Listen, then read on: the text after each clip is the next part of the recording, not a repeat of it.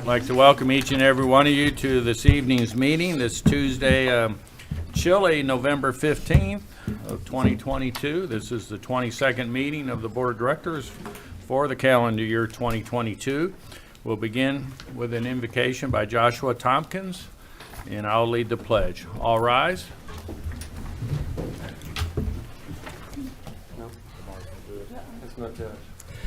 I'm not Josh, but I'll pray. Let's pray together. Father God, I thank you for this night. I thank you for our leadership of our city. Thank you for their effort, the time that they put in, the effort, and just give them the wisdom they need to be our leaders.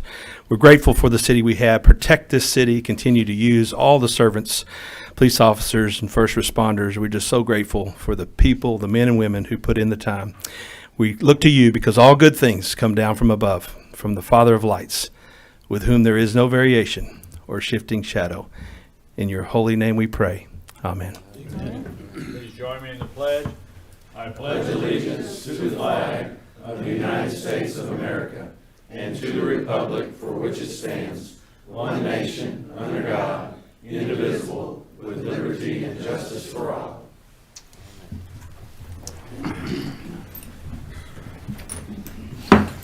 Now call this meeting to order. Please call the roll. Director Aaron Holliday. Here. Director Elaine Jones. Director Marcia Dobbs-Smith. Here. Director Carol Weatherford. Here. Director Karen Garcia. Here. Director Steve Trusty. Here. Mayor Pat McCabe. Here.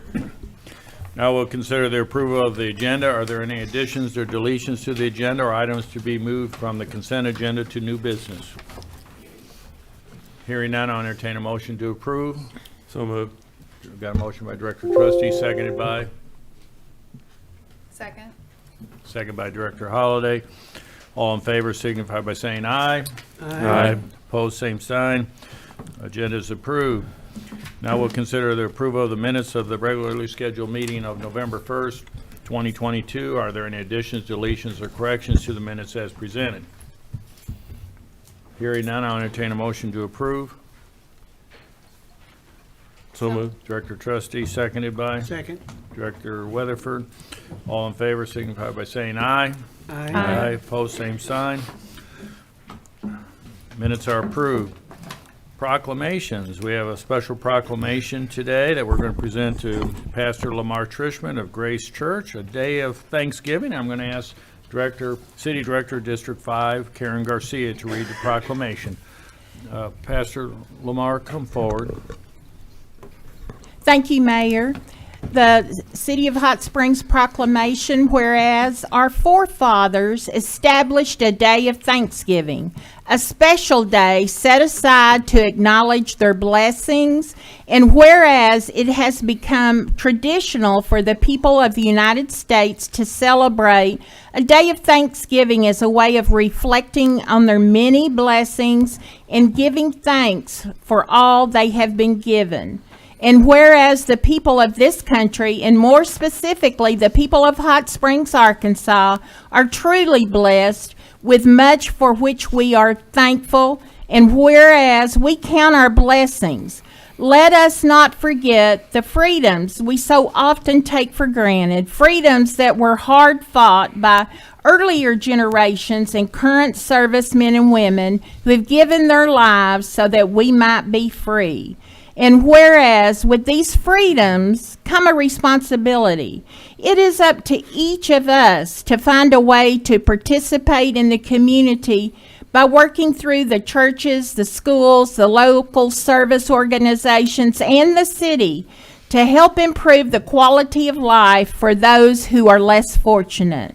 Now, therefore, Pat McCabe, the mayor of the City of Hot Springs, and on behalf of the entire Board of Directors, do proclaim Thursday, November 24th, 2022 as a day of Thanksgiving in Hot Springs, Arkansas, and urges all citizens, churches, organizations, and businesses in our city to reinforce the ties of family and community and to express gratitude for the many blessings we enjoy, in witness whereof the mayor has his seal and caused the seal of the city to be affixed on this 15th day of November in the year of our Lord, 2022.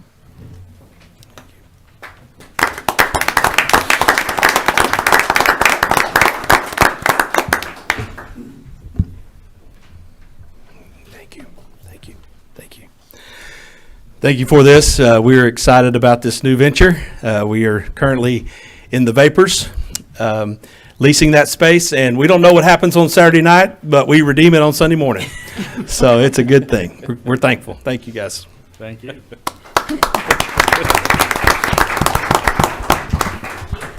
Do Board of Directors have any special guests they want to introduce today? Very good. City Manager's report. Mr. Burrow. Thank you, Mayor. I know we've got a pretty full agenda tonight, so I'm going to be brief. Following our Wednesday's work session, had a lot of input, a pretty long work session regarding the waterwork bonds. And the Mayor, you asked us to share that on the website. We were able to get that video posted. It's out at cityhs.net /board-videos. It's pretty easy to get to, though, once you get to our site. We distributed a press release as well to let the public know that that was out there. So if you're got questions, want to learn more about the waterworks bond, and we don't cover that tonight, please feel free to go to that work session. You'll see a lot of dialogue regarding that upcoming issue. The City of Hot Springs, along with our consultant, Walker Consultants, will host public meetings at 10 a.m. and 6 p.m. on December 1st at the Hot Springs Convention Center, room 105. The city will be implementing a paid parking management system to address current and future parking challenges that are critical to the health and vibrancy of our downtown. As we work on the implementation details related to paid parking, business owners and citizens are being asked to attend one of the meetings to not only learn more about the findings and recommendations, but also take part in that discussion and have an opportunity to provide feedback on ways regarding the system and how that could operate successfully. Our paving program, that usually gets a lot of interest. So since our last update, we've completed Linwood Avenue, Rector Street, Garland Avenue, Manor Circle. The paving crew is working to complete Rockwell Street today. They will then be moving over to Morrison Avenue to finish out today and probably tomorrow. The milling crew finished Morrison Avenue, part of Morrison at the end of last week. They're back over there. They plan to have the milling on East and West Belding completed today. Milling of Valley Street will begin tomorrow, and from following that, we'll go to Autumn Street. The plan after that will be moving over to Main Street on November the 21st to complete milling and paving during the school's Thanksgiving break while the students are out for that break. We'll continue to do this up until the point to where the weather catches us and the temperatures drop too low to finish paving. Wherever we stop on the list is where we'll start once the temperatures come back. A little more paving. This is over on Velocity Park. They're on Valley Street, the new bike pump track. They started the paving last week. It began again today after the rain.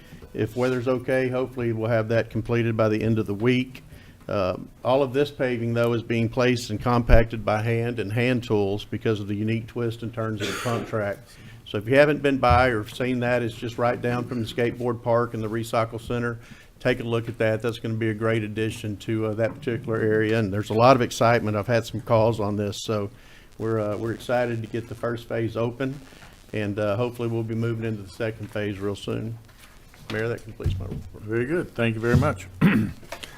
Upcoming events. Do Board of Directors have any upcoming events they'd like to make the public aware of? Director Garcia. Thank you, Mayor. I wanted to let the public know that the Tri-Lakes MPO meeting, which MPO is the Metropolitan Planning Organization of the West Central Planning District, will have a public meeting Thursday the 17th, later this week at 10 a.m. at the West Central Planning District office, which is located at 1000 Central Avenue. And this is to review the plan for this area before it goes back up to the Arkansas Department of Transportation, formerly known as the Arkansas Highway Department. And after the last meeting, when there was a public comment period open, there was enough public input back to the Western Central Planning District that it will come before the MPO organization Thursday to add the paving of all of Central Avenue into the plan for the highway or the Department of Transportation.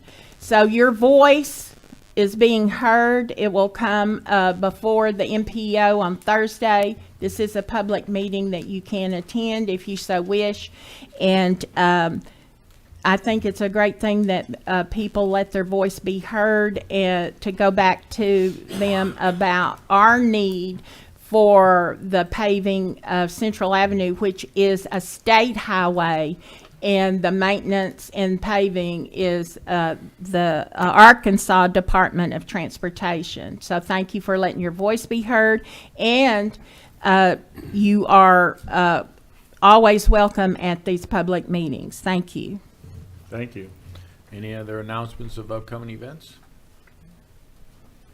Director Trustee? Thank you, Mayor. The Tom Daniel Chili Cook-Off will be held this coming Monday evening at, I think it starts at 4:30. So we want to And make is sure that that word also gets the out. lighting of downtown? And then the lighting of downtown. That's correct. Very nice. And the Friday after Thanksgiving is a big day for Mid-America Science Museum.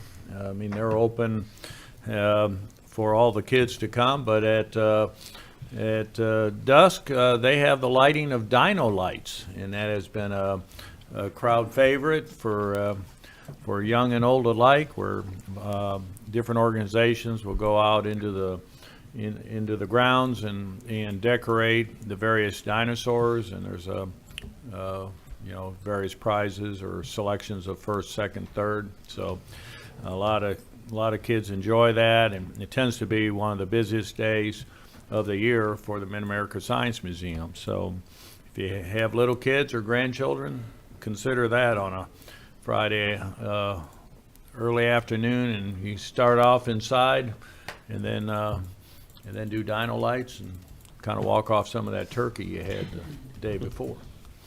So any other upcoming events, notices?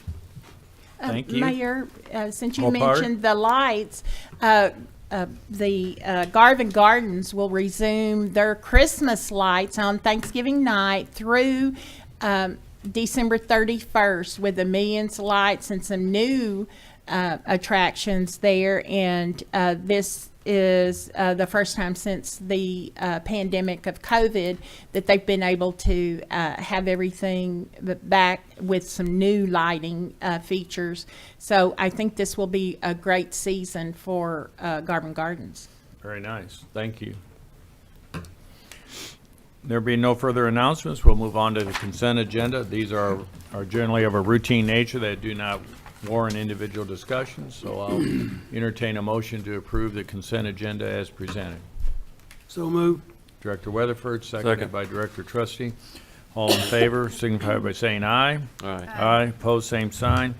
Consent agenda is adopted. At this time, we'll hold a public hearing on the proposed issuance of Waterworks revenue bonds and reserve obligation. I'll declare the public hearing open. I would indicate that those who want to speak on this matter or any other matter through the balance of the meeting, that please observe the 3-minute time limit. So do we have anything further to do to open the public Sir, hearing? that's good enough. All right. So did we have anybody sign up for the public hearing, or is it not? No, sir, not for the public hearing. For the item itself, we did, but Okay. Well, most of the time there'll be the same comments, so there's no one who wants to speak on during the public hearing session. We'll declare the public hearing closed. We'll move on to new business. The first item of new business is to consider Resolution R-22-184, and I'll ask the city attorney to read by title. Resolution R 22-184, a resolution amending resolution number 10,060 relating to transportation charter permit issue to Arkansas Destinations, Inc. That concludes your reading, Mayor. If you would entertain a motion second to adopt. Motion to adopt. So moved.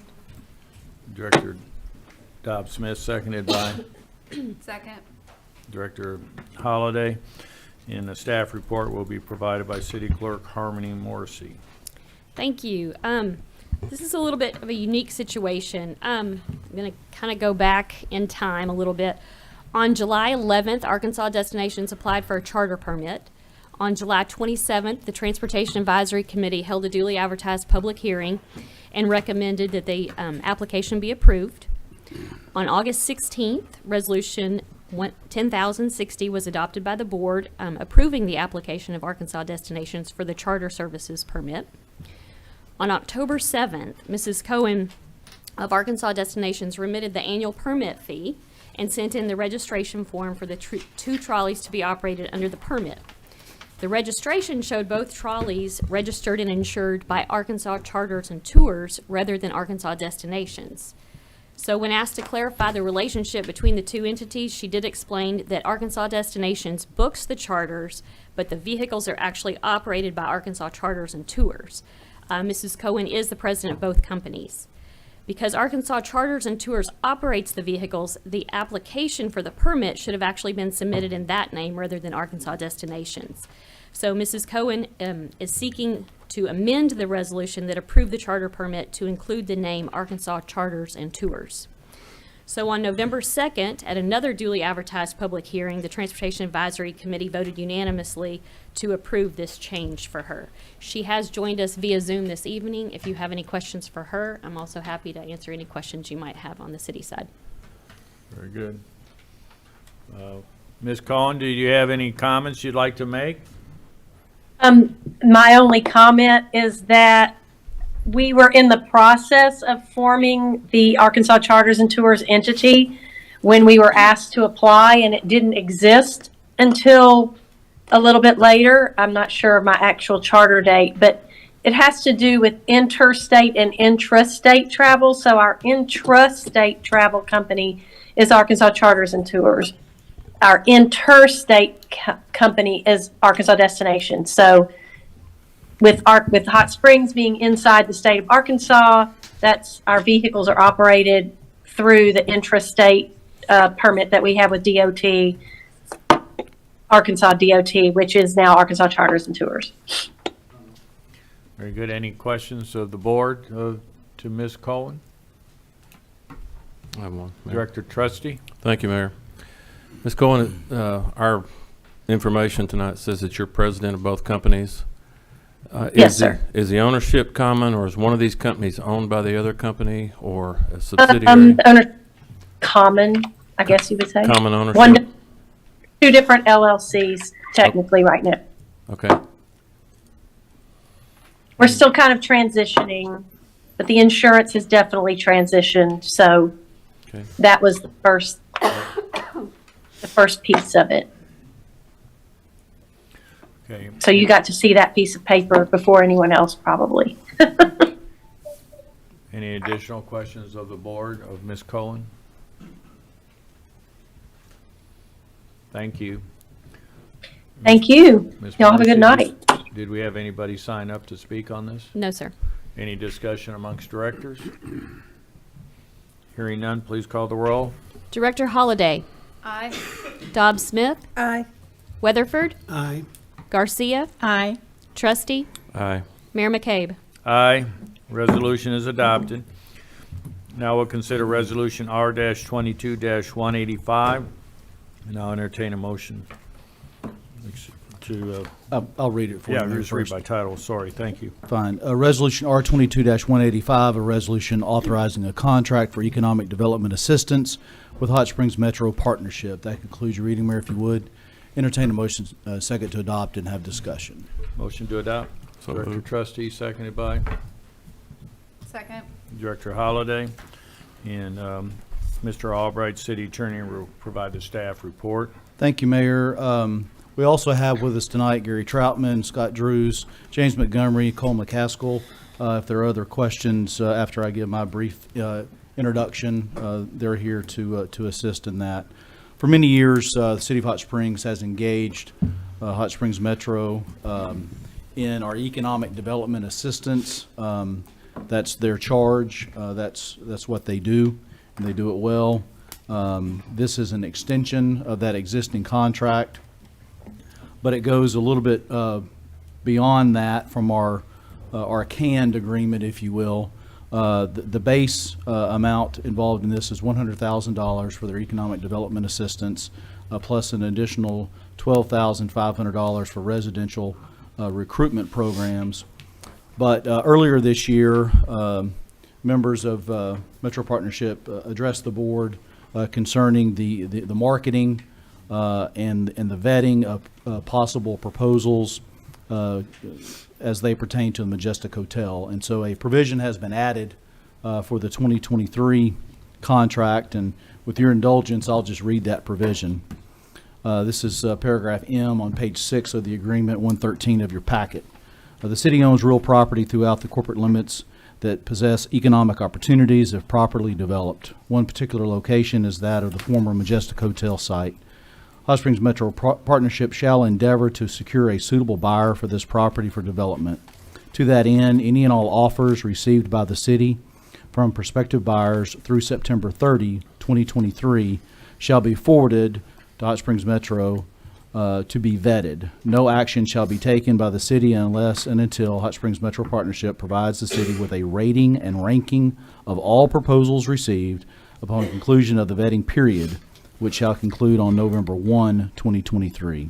The evaluation criteria utilized for the rate and rank process shall include, but not be limited to, the guiding values for the development adopted by the Board of Directors in Resolution Number 9773, which were enhanced economic opportunities, improve the local quality of life, and enhance the visitor experience, respect the arts, culture, and history of Hot Springs.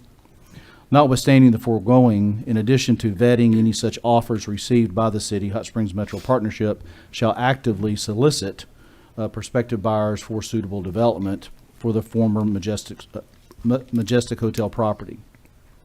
Should such efforts by Hot Springs Metro Partnership produce a prospective buyer for suitable development prior to the September 30, 2023, Hot Springs Metro Partnership at its option may choose to rate and rank such proposals and present same to the city at any time prior to November 1, 2023. That sounds like a lot of words, but we tried to put a lot in a little bit. Sometimes it's difficult to not get too wordy on what's going on here, but based on the presentation that was given by Mr. Troutman and Scott earlier this year, they wish to be able to do this for the board, remove the actual vetting of proposals as they come. As we've previously discussed, heretofore, any offer that is received by the city, whether it's through my office or through the city manager's office, we're obligated to bring that to you.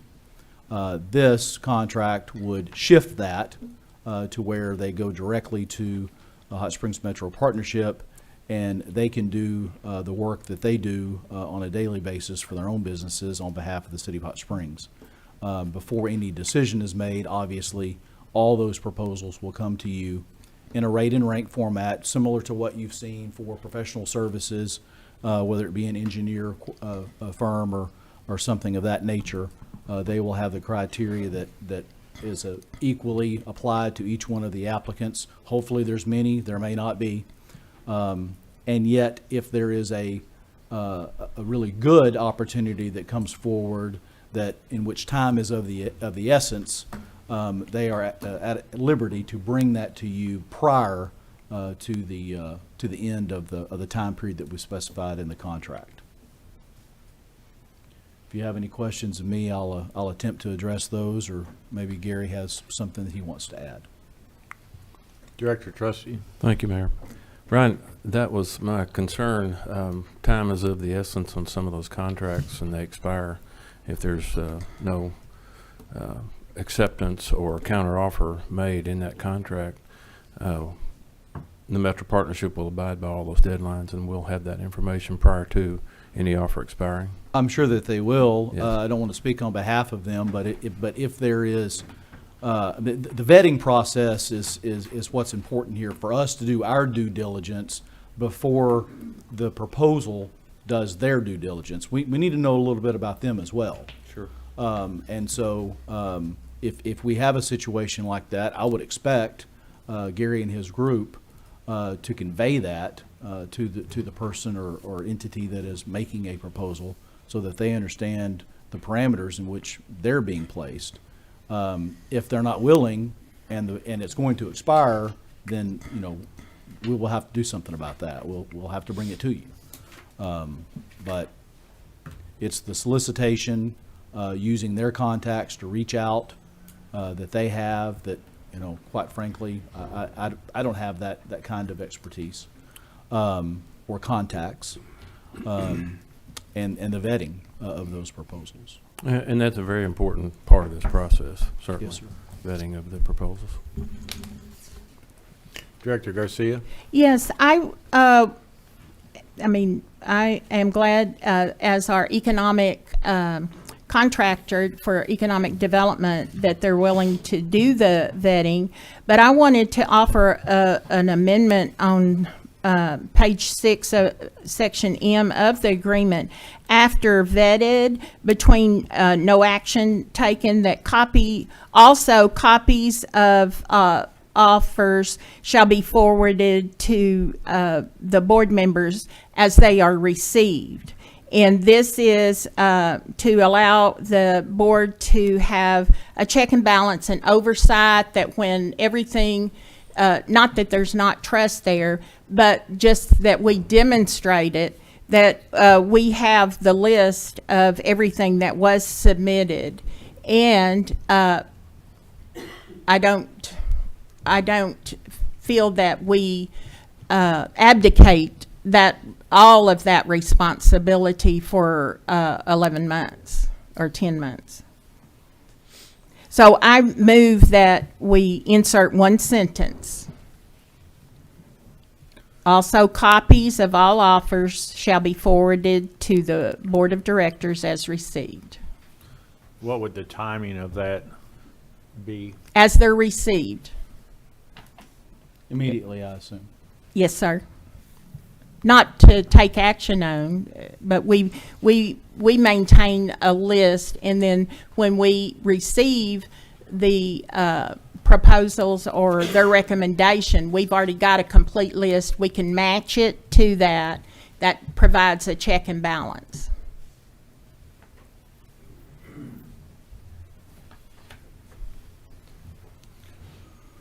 Motion to amend has been made. If there's a second, there may need to be some discussion on I'll it. second that. Okay. So we got a motion and a second discussion. Mayor, my only concern, and I'd ask Mr. Troutman to address this, my only concern is that once that happens, it's freedom of information. Is that a problem? I mean, I would like to be aware of it before someone asks me on a contingency, or Right. ask me, said, I've heard so-and-so has put in an offer and I don't know anything about it. As an elected official, I'm expected to be aware of certain things. Okay, then maybe we should discuss what information would be shared. Because there could be a competitive advantage exception to the Freedom of Information Act. So do you want to discuss the parameters? Do you want to receive the actual offer? Or I would just the prefer that, but just to keep a file of all of the offers that we have. If there's not just internal controls tell you that anything received, there's a log recorded of that. If we don't have that information, then when we receive everything, I can't say for sure everything was presented. Not that I don't trust, it's just the appearance of independence there. Is this not like a real estate contract in that respect? If an offer comes, shouldn't It could be. the sellers, us, if we had a realtor doing this transaction, I think it's a realtor's obligation to bring all offers to the seller. Yes, it may not come to us in the form of a traditional offer and acceptance. I'm just trying to put it in terms that I can understand. I mean, I would like to know if Metro Partnership is comfortable with that scenario. Well, Director Garcia, when we approached, I don't know, a couple months ago, and we talked through the process, you had asked for the ability to see what we receive. And that's, I think we asked, do you want to see everything, or do you want to see how we made our decision? Because our plan is to go get proposals, filter them, vet them, bring you the best one.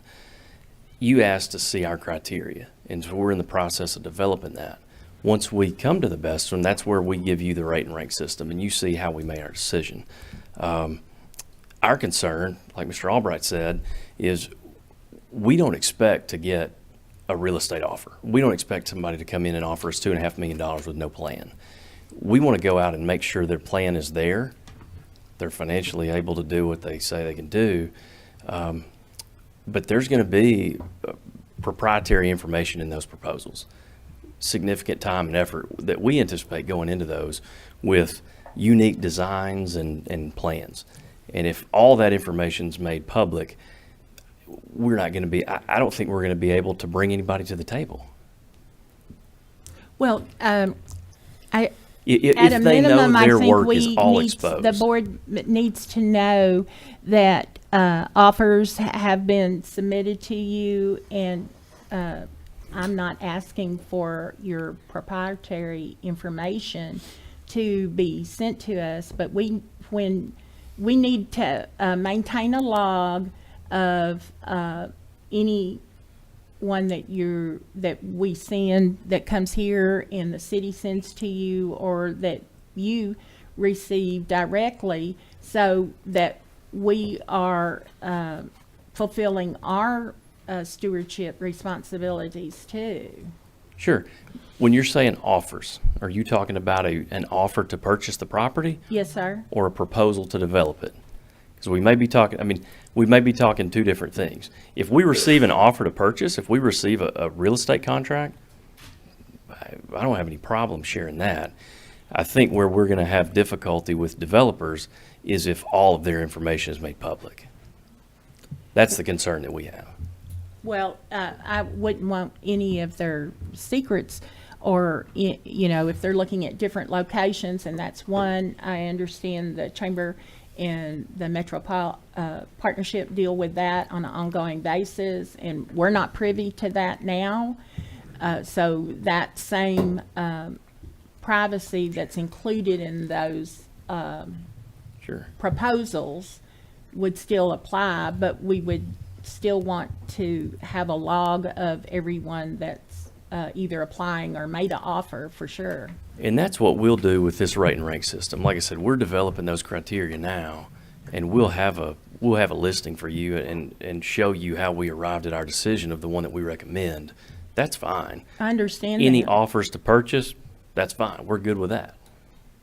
But can we put that in here so there's no misunderstandings of if the board so chooses, what our expectations are? Because I believe as a board that we have some oversight responsibilities that we shouldn't abdicate.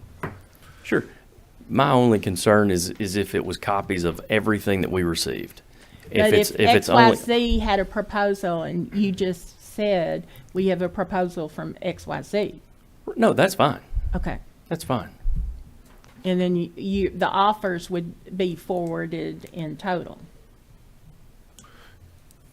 Good with that. Well, what I'm hearing Scott say is that a real estate contract, he'd have no problem presenting that. Sure. I certainly understand a proposal to develop it is very different than just a contract to buy. Yes, sir. So, you know, we've had agreements with Hot Springs Metro Partnership for many, many years, and we've never asked them to provide information on those prospects that they're working with, you know.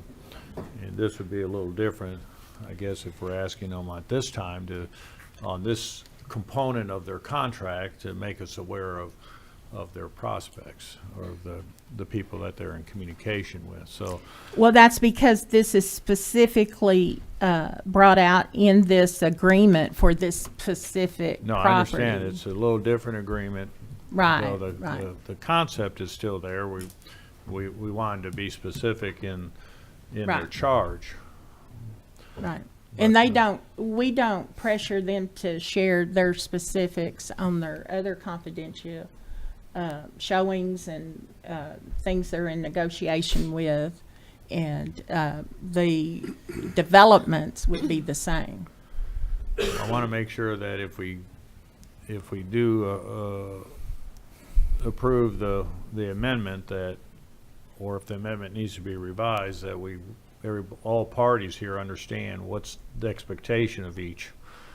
So, if Do we need to spell out the definition of offer, Mr. City Attorney, I was just to going be clear? I was just going to add offer to purchase.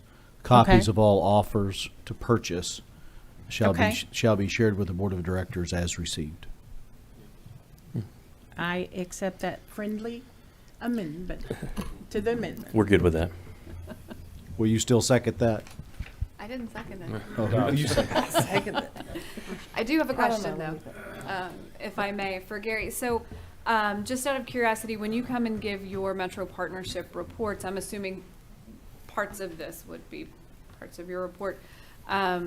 Is it possible that either in the emails we get or in what you share, that you would actually be able to say more than we're talking to two developers? Could it be the names of the developer? I mean, I know we're starting to get a little sticky, and I agree. I don't want to dissuade anyone from bringing something to the table, but I don't disagree with Director Garcia wanting to kind of just know what's going on as we move forward, as opposed to just the final decision that you guys come to. Well, and you'll recall last week we added that to the added Majestic section to the report.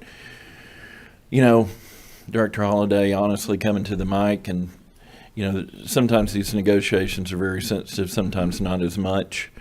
I don't see an issue just sitting here standing before you saying we've had two companies, two organizations show interest. I don't know that we would feel comfortable naming those two, depending on where we were in the process. Okay. I mean, I just think, I think at the end of the day, we all, as much as we want to know everything that's going on, we don't want to scare anyone off that potentially could be a viable project for us. So. Oh, absolutely. I think, at least for me, as I'm hearing the discussion, I don't disagree with kind of being a bit in the know, all along, as opposed to, like I'm saying, just a final presentation and not really knowing. I think, I would hope, and what I was going to say about the contract, not the Majestic, is I appreciate the opportunity to come up here every month. I think it's been good, rather than come once a quarter. I think you all are feel much more secure and more in the loop. But to the end of that report, and you know how extensive it is, everything that's not NDA is usually in there, and I would think this would kind of follow the same suit. Okay. If we have a comfort level, or the company said, hey, let it be known. On the other hand, if it was somewhat kind of quiet for the time being until they were ready to announce, we'd have to honor that as Absolutely. well. And I don't mean any disrespect about this. It's None just taken. As an elected official, what I feel my responsibility is. Well, and let's go back to the first time Scott and Todd Right. stood before you. I mean, we've kind of turned this. I think Mr. Albright would back me up. We kind of just said, this is a unique situation. This is new ground for everyone. So we've kind of entrusted him to write that and let us play by the rules. And I think for the large part, with the exception of one clause that were there, so. Yeah, and we didn't have this because of the delayed agenda meeting. And then when we got it, the next day was a holiday, and then people were out. So really, we haven't been in a position to be face-to-face to even talk about it since then. So that's why it came up like this. Normally, we would have talked about it prior. And it's unique for us as well, so.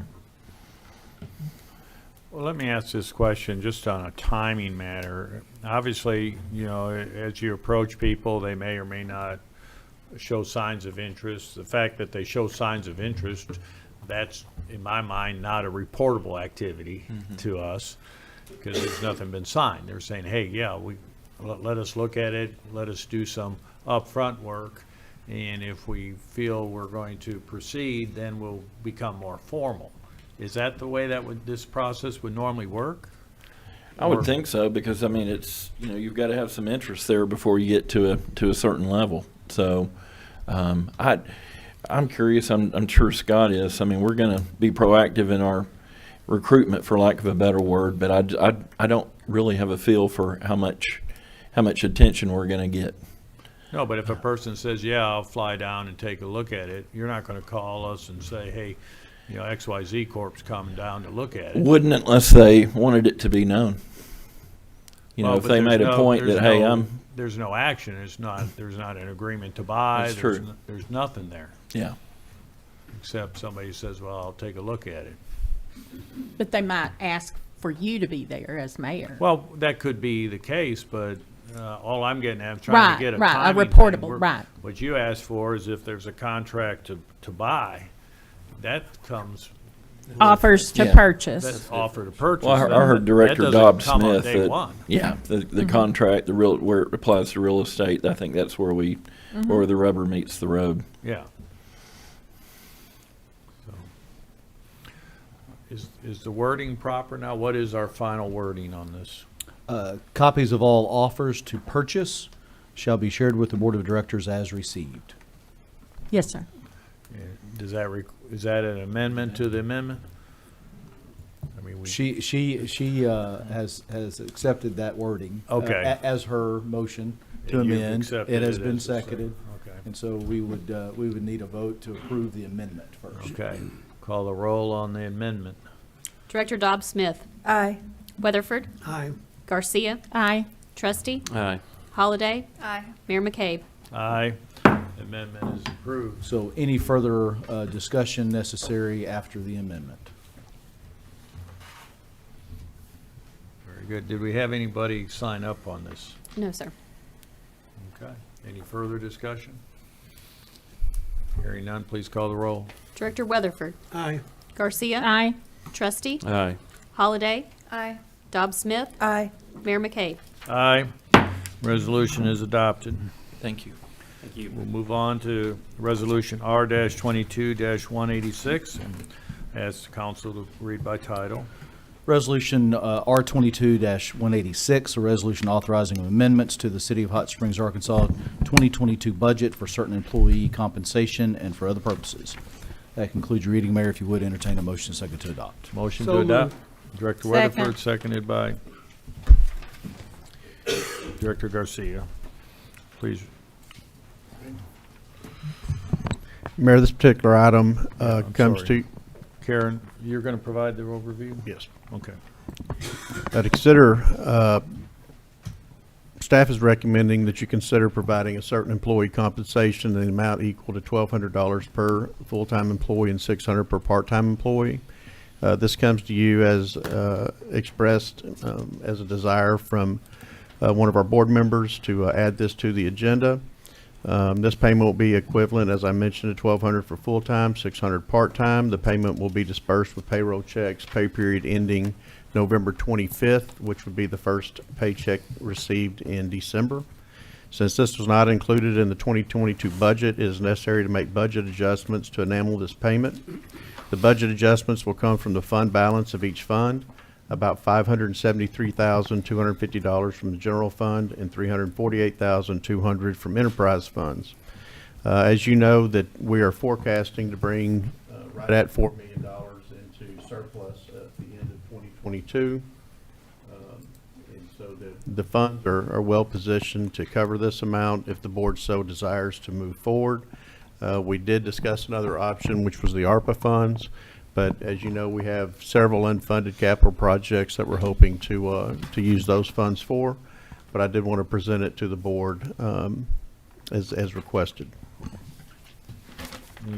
Any questions of Bill regarding resolution R-22-186? Director Garcia?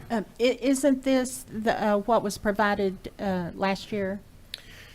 The board has generously provided this the past 2 years. The first year was from fund balances. The next year was through the ARPA. It's very consistent also with what our neighboring county is also doing with their employees. And I know the employees are very appreciative of this. They're the ones who really are out there in the field making these things happen. We not only have additional revenues this year, but we've done very well in watching expenses in those departments. So very proud of the employees and the work they're doing, and I think they certainly are deserving of this one-time lump payment. And I appreciate the board that recommended that we put this on the agenda and those that are considering it tonight. Thank you. Any further questions of Bill? Any member of the audience sign up for this? No, sir. Any discussion amongst directors? Hearing none, please call the roll. Director Garcia. Aye. Trustee. Aye. Holliday. Aye. Dobbs Smith. Aye. Weatherford. Aye. Mayor McCabe. Aye. Resolution is adopted. We'll move on to resolution R-22-187. Ask the city attorney to read by title. Resolution R 22-187, resolution adopting a budget for the city of Hot Springs, Arkansas for the year 2023 and for other purposes. That concludes your reading, Mayor. If you would, entertain a motion second to adopt and have discussion, if any. Motion to adopt. So move. Director Weatherford, seconded Second. by Director Trustee. Staff report will be provided by City Manager Bill Burrow. Thank you, Mayor, members of the board, and really the citizens of Hot Springs. It's my pleasure to present the 2023 budget for the city of Hot Springs. See if I can get this up. And a little computer problem here. This budget, it's a balanced and has been prepared in accordance with Arkansas budget law and applicable local ordinances. The 2023 total budget is $151.77 million. This budget is specifically designed to align with the Board of Directors' visions and priorities of the city of Hot Springs. This message provides an executive summary of the budget and is divided into 3 sections. The first section is a discussion of budget objectives and an overview of significant changes from the prior year. The second provides an overview of the city's major funds and includes summaries of revenues, expenses, and major programs. Then finally, the closing section includes a discussion of budget development and fiscal strategies. The primary objective of this budget is to advance the board's current vision and priorities, which were set at the board retreat held on August the 6th, 2022, and provide basic and essential services through sustained department operations. The board's priorities for 2023 are implement the parking management plan of the current parking inventory we have, complete a job audit and compensation review and present a compensation plan to the board, amend and align the development code with the 2040 comprehensive plan for Hot Springs, complete the design and implement the work as scheduled on the Gulf Basin wastewater project to meet the requirements of DEQ's consent administrative order. And 5, hire and fund contractors for the development of an affordable housing strategy plan. Other new and ongoing major projects that will continue in 2023 are the continuation of the Ouachita Water Supply Project, street paving, roadway improvements, potential uses of the Majestic site, further work on STR ordinances and management, and then continuation of improvements to the Malvern Gateway. The $151 million 2023 proposed budget is $4.38 million more than the 2022 amended budget. Specific initiatives for each fund will be discussed as the information that fund is presented. Other factors that impact the 23 budget are a 4% projected increase in sales tax revenues and increases in water, wastewater, solid waste billing rates in accordance with rate ordinances previously adopted or for which may be adopted. The total general fund revenue for 2023 is forecasted at $34.3 million. The majority of revenue is from the 1% sales tax. Sales tax revenue increased 1.4% in 2018, 7.07% in 19, 4.91 in 20, and then 14.62% in 2021. And as of August 2022, we've seen an increase of 8%. The 2023 budget is based on projected increase of 4%. Sales tax growth has been extremely erratic over the last 5 years. Our sales tax growth actually went up during the pandemic, and the growth has continued in 21 and 22. We have seen steady economic growth in Hot Springs, but there is not enough data to know if it is sustainable. We elected to use a very conservative growth estimate of 4%. Conversely, the pandemic had an adverse effect on Oaklawn Resort and Casino revenues, and that has been very sporadic as well. The new distribution formula went into effect in July of 2019, and the gaming revenues from July through December were 83% above the same period revenues in prior year. In 2020, Oaklawn closed for portions of March, April, and May, and ran less than full capacity in the other months. So in 21, revenues were lower than the projected increase that we budgeted, so we reduced the 22 revenue estimates for Oaklawn. The 23 projected total Oaklawn revenue is $4.5 million and is the same amount as projected in 2022. And those are remaining flat. Other revenues expected to increase are administrative fees, alcohol permits and taxes, and occupation licenses.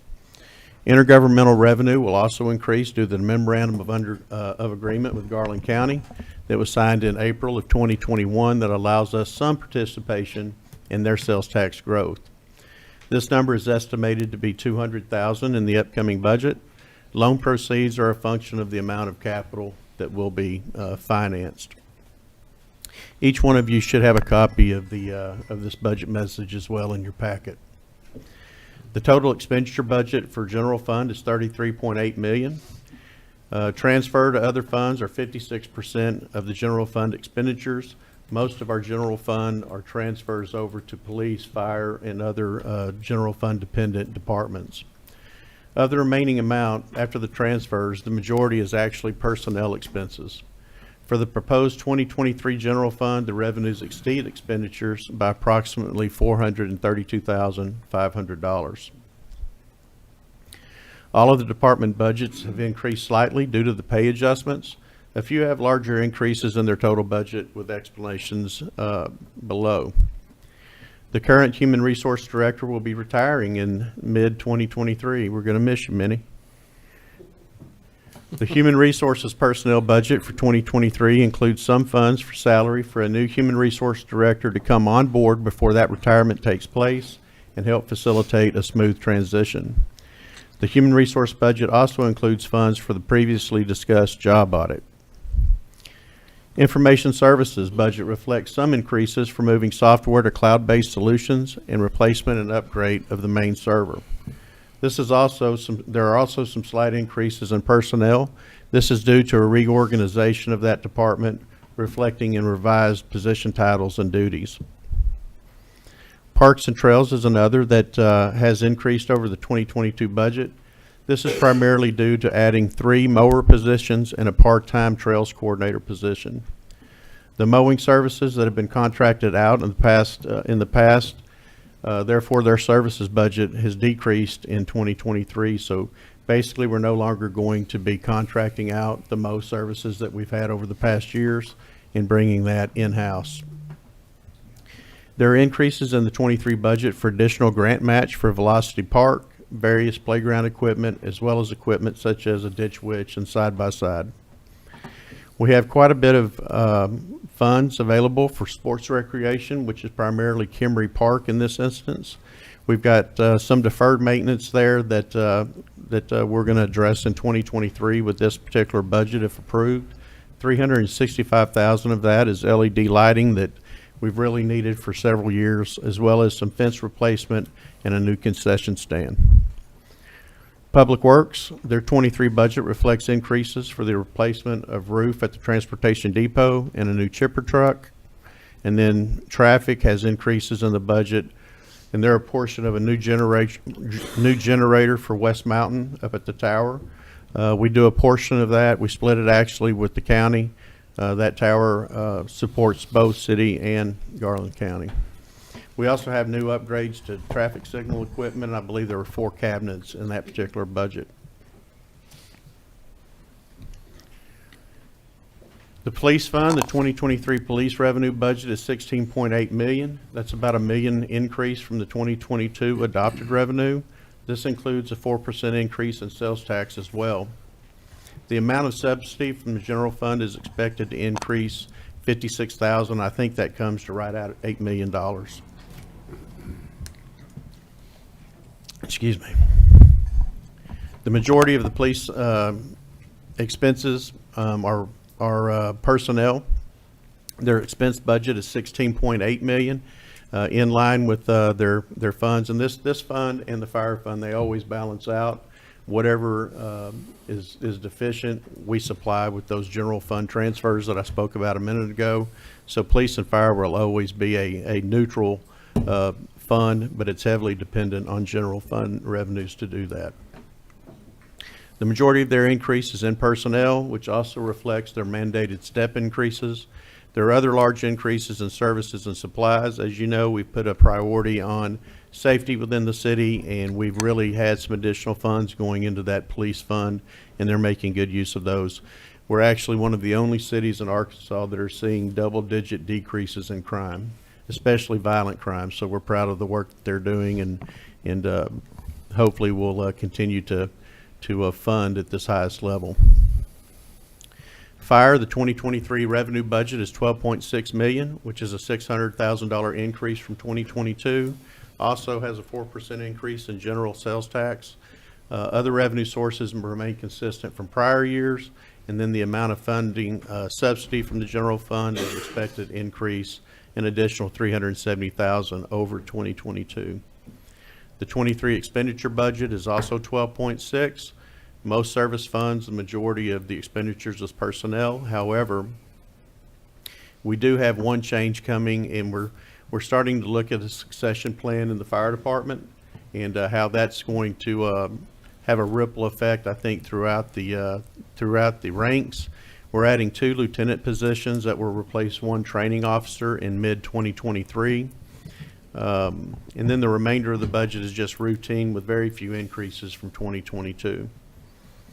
We do have $358,000 in building repairs, which will include AC units, exterior paint at Station 4, and some training ground repairs and improvements.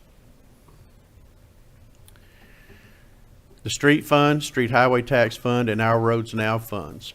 I do want to say, take a moment and say that we have developed a new fund in the street fund. It's Fund 228. This is where we're going to record all the revenue from the Our Roads Now fund and also all the expenditures, and keep those segregated from any other funds so we can show that every dollar that we committed to using from that particular sales tax extension goes into paving the streets as we committed. The combined revenue from these 3 funds is approximately $13.2 million and mainly comes from turnback, new sales tax revenues, as well as Our Roads Now. We also have a pretty substantial general fund transfer. As you know, we committed to continuing that transfer as we move through the next 5 years. So that fund has its transfer in there as well. The expenditure for this particular budget is $9 million. The majority of the expenditures are for services and supplies. One of the priorities from 2021 was an increased focus on street paving. And as you know, we doubled the street paving from a little over $800,000 to $1.6 million in 21. We did the same thing in 22. And recently we had some additional funds come in from the Pave It Forward. We've moved those over and had an amendment to the 22 budget, bringing that up to right at 4 million. And we also have 4.6 million budgeted in 2023, primarily what's part of what's left over from Pave It Forward, and then the initial funds that we have coming in from Our Roads Now. We had about 3, maybe 4 months of that that'll be in 22. And then in 23, we'll start seeing those come and accumulate in Fund 228. And whether we hold those for 24 or come back with an amendment in mid-23, that'll be up to the board as we see what those particular funds generate. One of the things that is in this particular fund is about $540,000, which is what we annually pay for street lights. All the street lights that are in the city are paid for by us.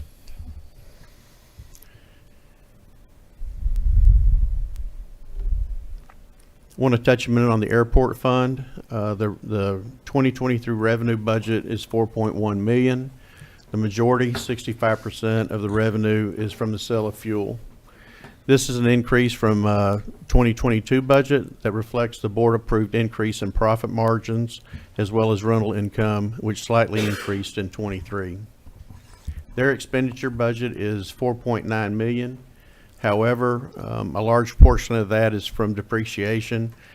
Typically, when this fund grows or we have grants, we'll recognize that all in the year they come, and then we'll depreciate that over the years of the life of the assets. So it's not a cash issue, but it does affect the way the fund balance looks when you're looking at the revenue and expenses from year to year.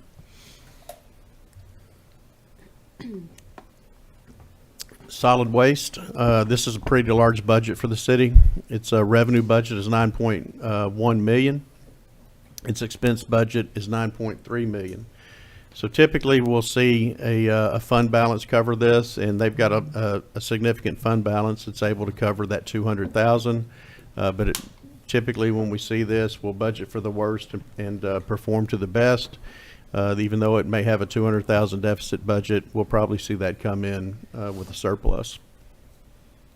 It does have a very heavy budget for capital. Their capital is 1.4 million, and that's primarily just the collection trucks that you see up and down the road. The water revenue budget is 20.9. It's due to increases approved by the board. This budget's a little higher than 22. The increases are needed to fund inflationary expense increases that we're seeing, as well as debt service. One of the things on water, it's almost every week we will get another letter from a vendor or a manufacturer of increases. Some of these, especially in the chemicals that we use both at the water and wastewater, we're seeing 40% increases in just about every chemical that we use at the plant. We're seeing increases. A fire hydrant's a prime example. We've seen about 100% increase in fire hydrants. That's trickling down. I know some of you that are in the building industry are feeling that. However, the water fund's in a good position. It's got revenues of 20.9 and expense budget of 20.5. Wastewater has a revenue budget of 21.1 with an expense budget of 22.1. It's about $1 million off. It's a fund that we're going to have to watch very closely. However, it does have fund balance to cover that deficit budget that we're budgeting. And again, I foresee that coming in as a surplus at the end of the year. Employee wellness is something that has really increased for the city over the past several years.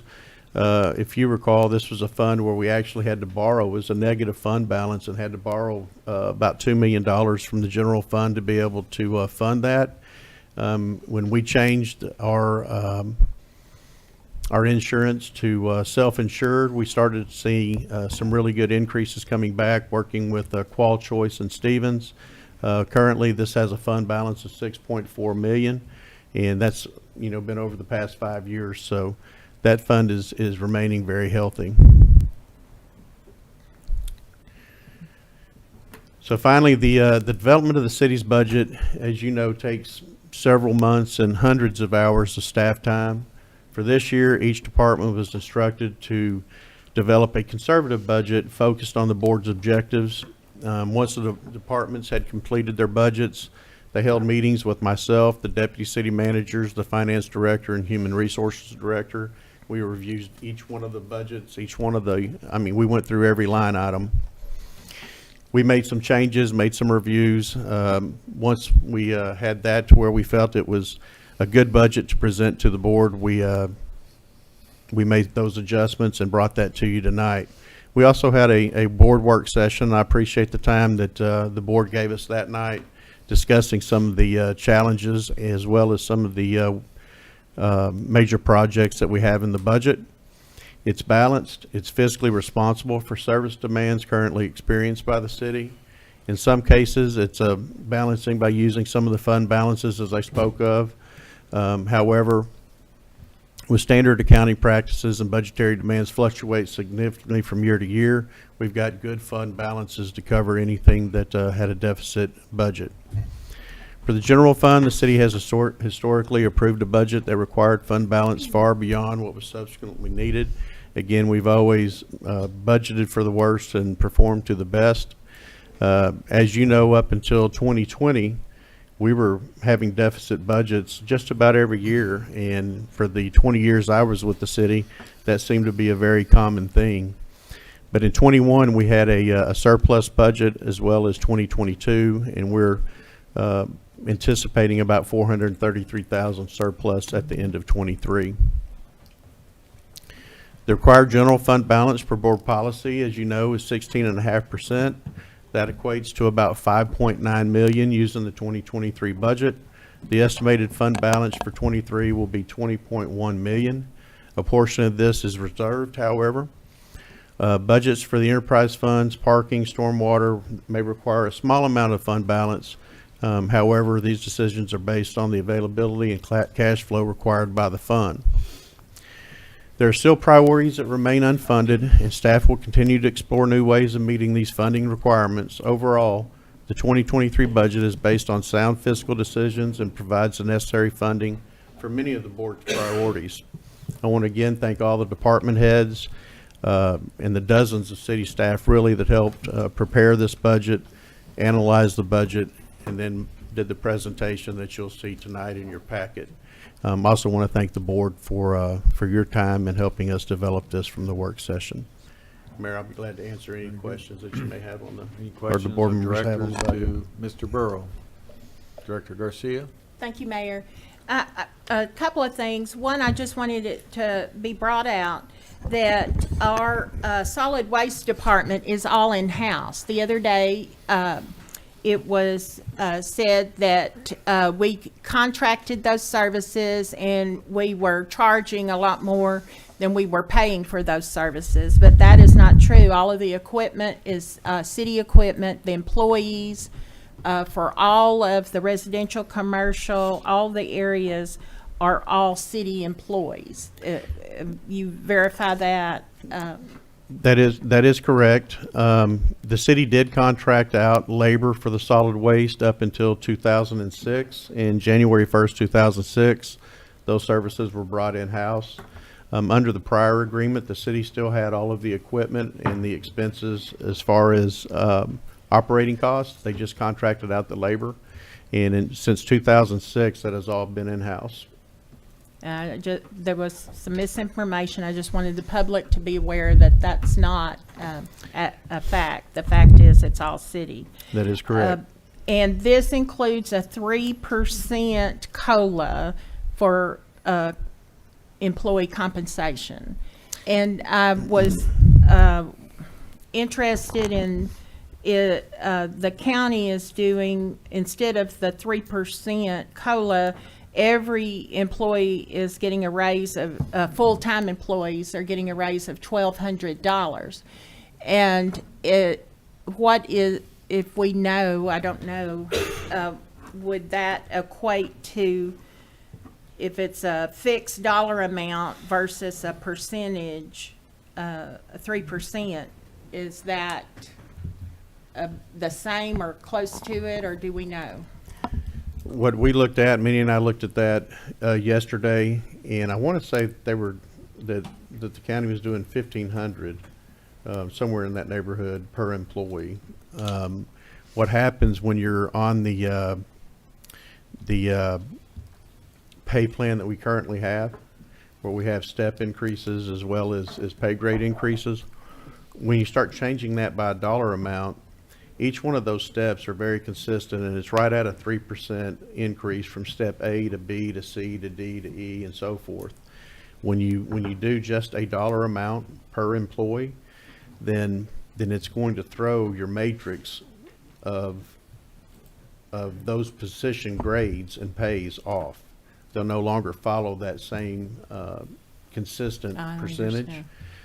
But we looked at what a 3% would be, and it came out to like $1.08 an hour for each employee.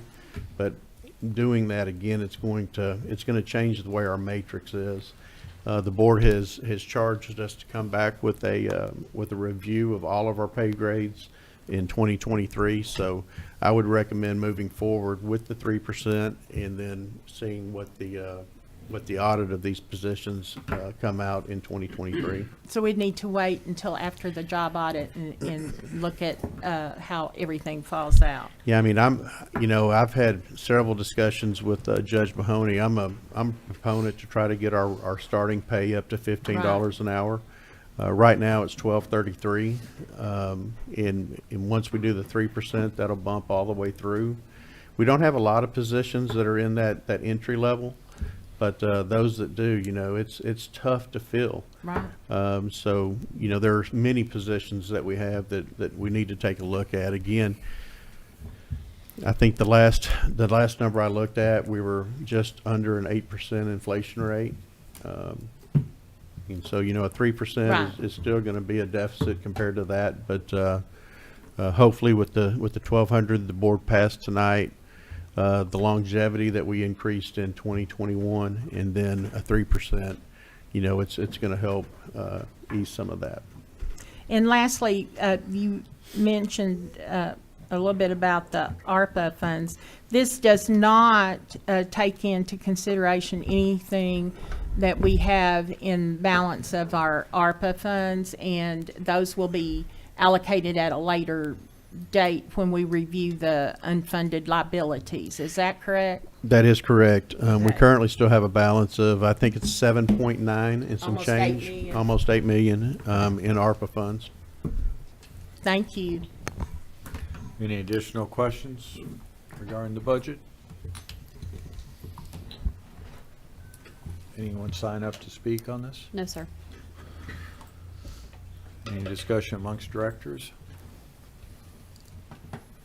Please call the roll. Director Trustee, Aye. Holliday, Aye. Dobbs Smith, Aye. Weatherford, Aye. Garcia, Aye. Mayor McCabe. Aye. Resolution is adopted. Moving on to our first ordinance of the evening, ordinance O-22-47. I'll entertain a motion to suspend the rules to read by title only. So moved. Director Second. Dobbs Smith, seconded by Second. Director Weatherford. We have a motion to suspend the rules and a second to suspend the rules and read by title only. All those in favor signify by saying aye. Aye. Pose same sign. Council, please read by title. Ordinance O-22-47, an ordinance amending ordinance number 5057 as it pertains to Code of Ordinances subscription services. That concludes your reading, Mayor. If you would entertain a motion second to adopt. Motion to adopt. So moved. Director Weatherford, seconded by Second. Director Holliday. And our staff report will be provided by City Clerk Harmony Morrissey. Thank you. This is a bit of a housekeeping item. Ordinance 5057 was passed in 2002 and provided in part for subscription services to the Hot Springs Code, whereby the city clerk's office would print copies of the code and annual code supplements for certain fees. At that time, the city clerk's office was tasked with codifying and supplementing the city's code of ordinances. This year, the city of Hot Springs began contracting with MuniCode for online hosting and supplementation services. The implementation was recently completed, and the MuniCode portal can now be accessed through the city's website. This digital platform allows users free of charge to search, highlight, download, print, and email code sections. Additionally, MuniCode does offer an option to order a physical copy of the complete code through the same portal. So because the value of the subscription services envisioned in 2002 it no longer exists, the recommendation is to amend Ordinance 5057 by deleting Section 2 that refers to the Code of Ordinances subscription services. That concludes my report. We have any questions of Ms. Morrissey? Did we have anybody sign up to speak? No, sir. Any discussion amongst directors? Hearing none, please call the roll. Director Holliday. Aye. Dobbs Smith. Aye. Weatherford. Aye. Garcia. Aye. Trustee. Aye. Mayor McCabe. Aye. Ordinance is adopted. Now we'll move on to consider ordinance O-22-48. I'll entertain a motion to suspend the rules to read by title only. So moved. Director Weatherford, second Second. by Director Trustee. I have a motion and a second to suspend the rules to read by title only. All those in favor signify. Discussion, Part? discussion. On There's the a motion and second. Can we have discussion There's nothing on the floor. What is your motion? about waiving the rules? Okay. He is about to ask the board to waive the rules and read by title only. Are you wishing to modify that? I wanted to know if we could discuss it before voting. Okay. We're just trying to get it on the table at this time. Otherwise, we don't waive the rules. We read it and wait till next week or 2 weeks from now. Well, that's what I wanted to ask in the discussion. I So- don't, And I'm not trying to read your mind. There are two rules: read by title only and waiving the reading for 3 consecutive meetings. Which part of that? waiving the rules for the 3 consecutive meetings. I just have a concern about, I don't take this lightly, and I was really shocked that there was no comments in the public hearing because since this was in the paper, I've gotten a number of questions and comments, and I couldn't answer all the questions, but I don't see them, the people here tonight. I just wonder if we don't need more time for public education and discussion and input. And that's why I asked if we needed, do we need to do this and just have one reading? I mean, do away with reading. Okay. So the mayor is entertaining a motion, but your motion is to suspend the rule and read by title only, but not the rule regarding 3 consecutive meetings. Right. I think she won.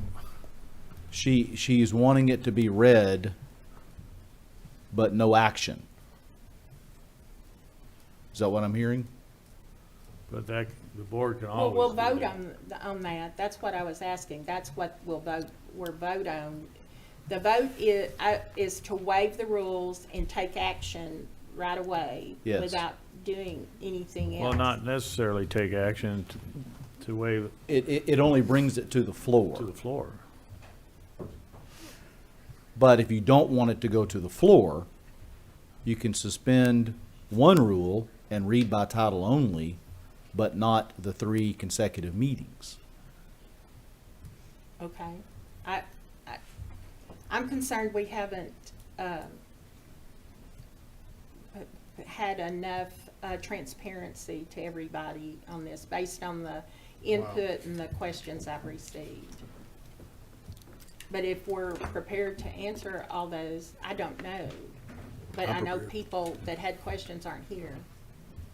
Yeah, we have a motion and a second to suspend the rules, read by title only. All those. Do we?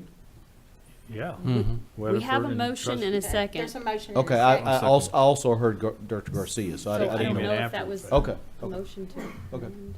Well, that's the motion. All in favor signify by saying aye. Aye. Aye. Opposed, same sign. No. Motion carries. Please read by title. What was the vote? I saw some people didn't vote. We'll call the roll, please.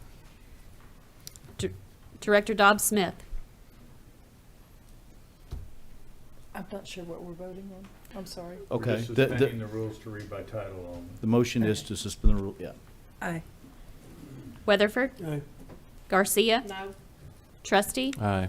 Holliday. Aye. Mayor McCabe. Aye. Thank you. Motion passes. Ordinance O-22-48, an ordinance amending ordinance number 5735, establishing rates and charges for services rendered by the waterworks system of the city of Hot Springs, Arkansas, repealing ordinance number 6216 and ordinance 6244, and prescribing other matters related thereto. That does complete the reading, Mayor. If you would now entertain a motion second to adopt. Motion to adopt. So moved. Director Weatherford, Second. seconded by Director Trustee. And our staff report will be provided by City Manager Bill Burrow. Thank you, Mayor. This request is pursuant to a rate study completed by Willdan that identified a need to increase rates and charges for services rendered by the Hot Springs Waterworks System in order to fund an additional bond issue for the completion of the Ouachita Water Project. In 2018, we had a bond of $20.175 million, and they were issued for the first phase of the project, and actually just a portion of that was for the first phase. It also had several projects for the current Ouachita plant. But it did give us enough money to start the project, get it moving, knowing that in 2020 we would come back with a larger bond request. That was in the amount of $100.4 million. Those were issued for the second and final phase of the project. The new bond issue will fund the completion of that phase and is necessary because of substantial price increases after the COVID pandemic, as well as unanticipated changes to the project. We do have Dan Jackson with Willdan here to give the board a presentation on his rate study, and then I have additional information I'd like to present to the board. Very good. Welcome. Thank you, Mayor, members of the board. My name is Dan Jackson, Vice President of Willdan Financial Services.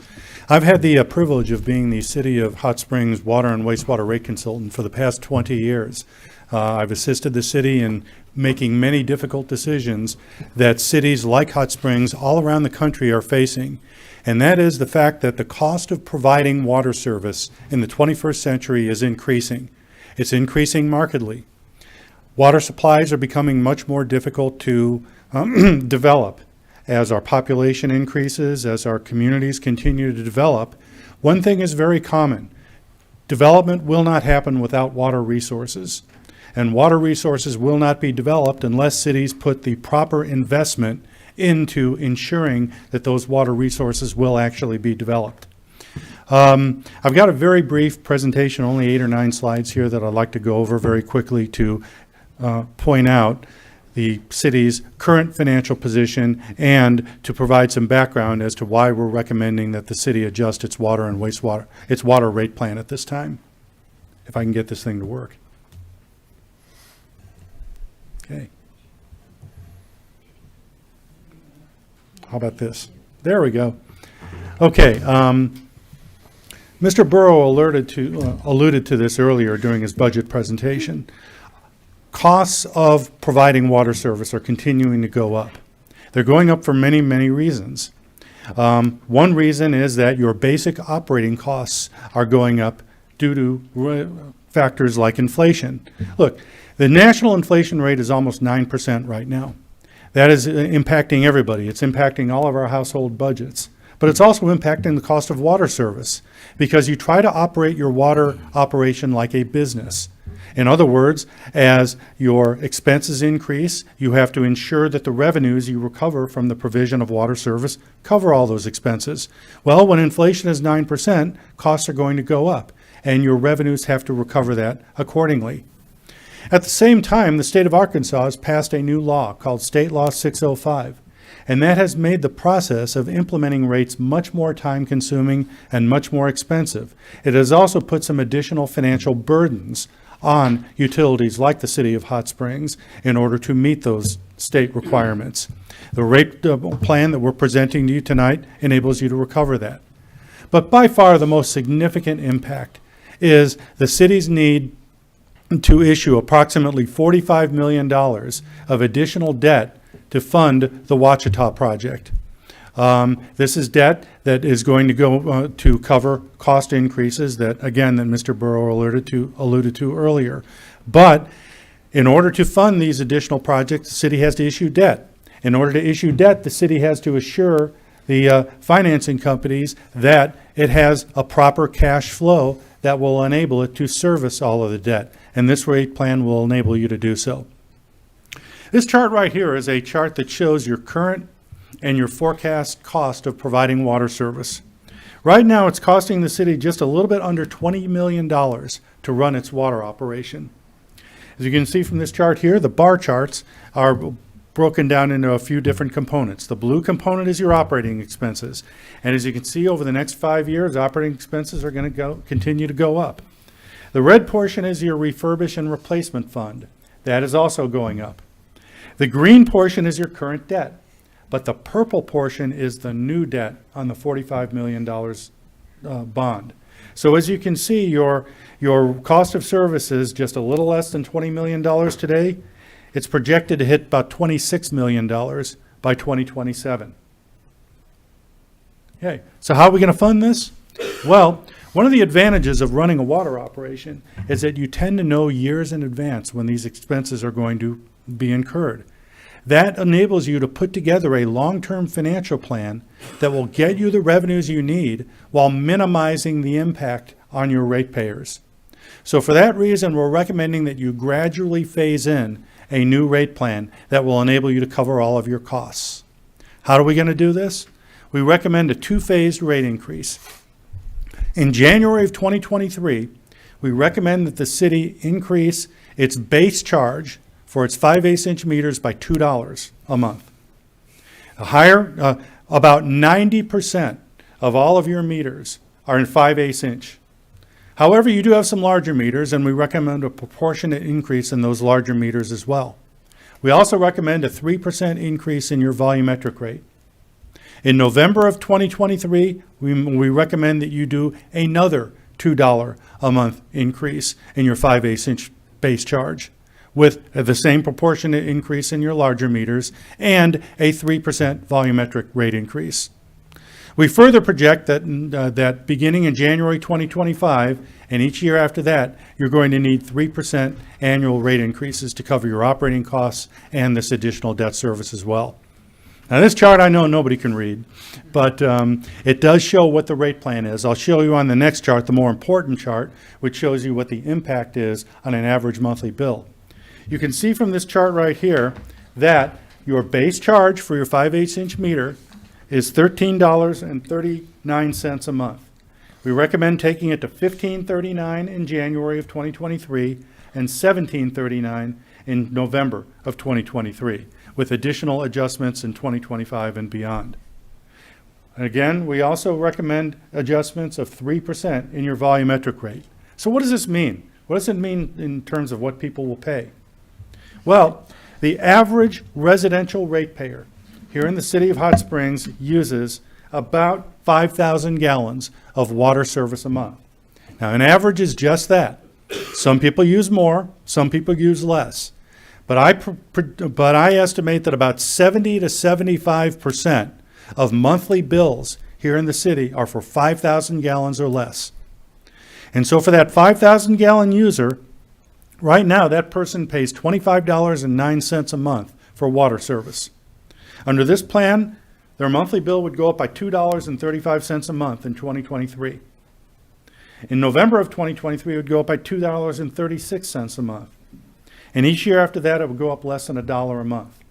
So we're basically talking about a $2 a month increase in January, a $2 a month increase in November, and about 75 cents to $1 a month increase in the years after that. How does that compare to some of your other cities? I know it's a question that many people ask, and that is, are our ratepayers paying a rate that is disproportionate to what other cities are paying for similar service? The answer is clearly no.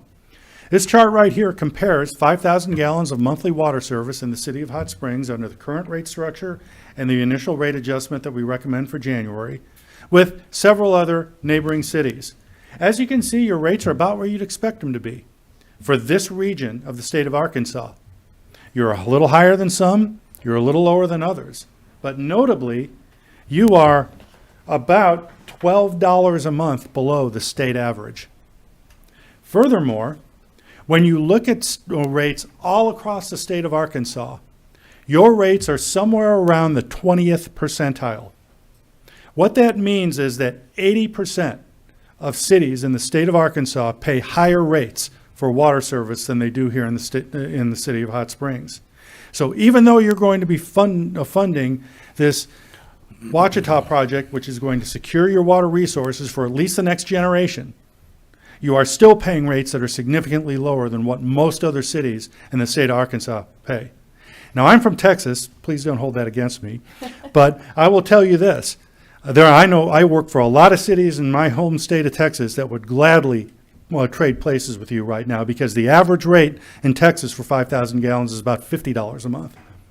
So this final chart right here just shows that if you implement this plan, it will be sufficient to recover revenues that will fund your operating expenses, your debt service, and your debt coverage. I know it's never easy to ask ratepayers to pay more for anything. After all, nobody wants to pay more for anything at any time for any reason. But just simply keep this in mind. The contributions that ratepayers make is going to be for funds that are going to be invested into the future of the city of Hot Springs. Cities that control their water resources control their future.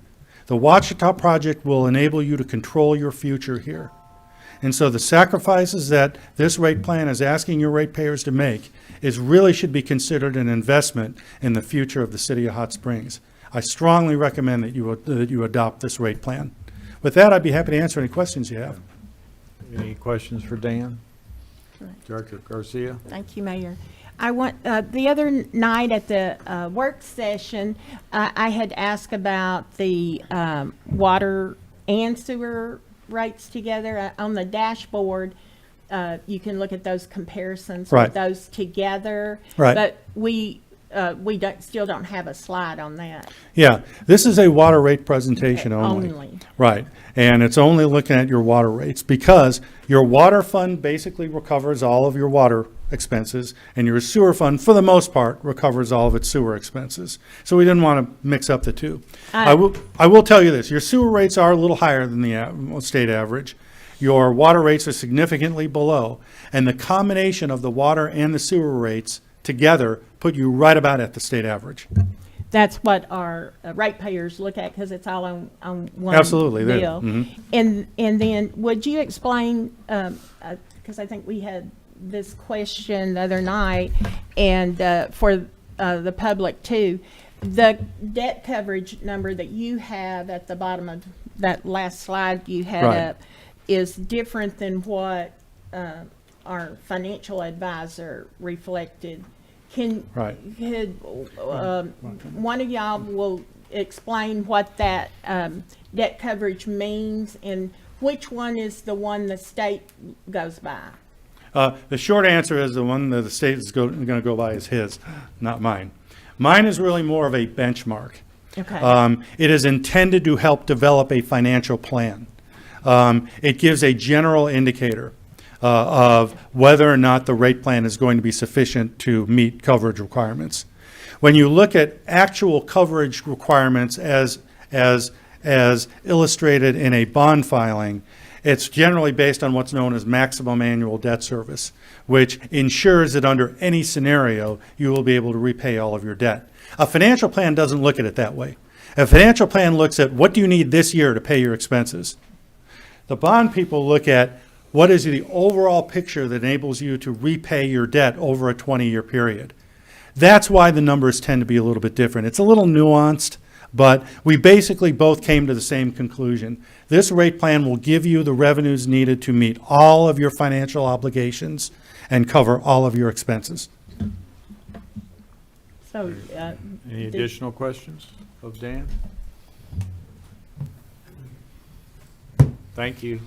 And thank you for 20 years of service, and I wish I could say I hope to be around for 20 more, but I don't know if I will be. well, you've But done anyway, you've done very good work, not just this year, but through the years. thank you very much. I really appreciate it. Okay, we had a number of individuals that have signed up to speak on this matter. Just remember, we have a 3-minute time limit, and so we'd ask you to be respectful of that time limit. We'll begin with Dayton Myers. Please come forward and restate your name, address, and in what district or you're in the county. Let us know. Thank you, Mr. Mayor. My name is Dayton Myers. My address is 137 Wyatt Cove, Hot Springs. I do live in the county in JP District 7. As many of you know, I was recently elected as the Justice of the Peace from District 7, and I'm here in that capacity. Transparency. Director Garcia hinted towards transparency earlier. I think the timing of this vote tonight is awfully untransparent. 1 week ago, we held an election here in Hot Springs, which elected 4 new members to the board of directors. Some were reelected. Congratulations on your reelections. Isn't it interesting that this vote is held after the election when water rates was the biggest issue of that election cycle? You know, our water bills, our water rates might be some of the lowest in the state. That makes sense. We're surrounded by 3 lakes. We got another 4th one, DeGray, that we could tap into. That makes sense. What the gentleman from Texas noted is that our sewer rates are among the highest, probably in the top 5%, if not the top 1 or 2 in the state of Arkansas. Those put together make us, despite what he said from my research, one of the higher rates. Combined, our water bills are atrocious because they're on the same bill. We're joined here by Senator Alan Clark, and if you have any questions about what I'm about to say, I'm sure that Mr. Albright or he may be able to answer them better because I'm not an attorney. But there was mention that Act 605 of 2021 was passed last year. That act, and specifically in Arkansas Code Annotated 14234-803. Oh, excuse me. No, that's right.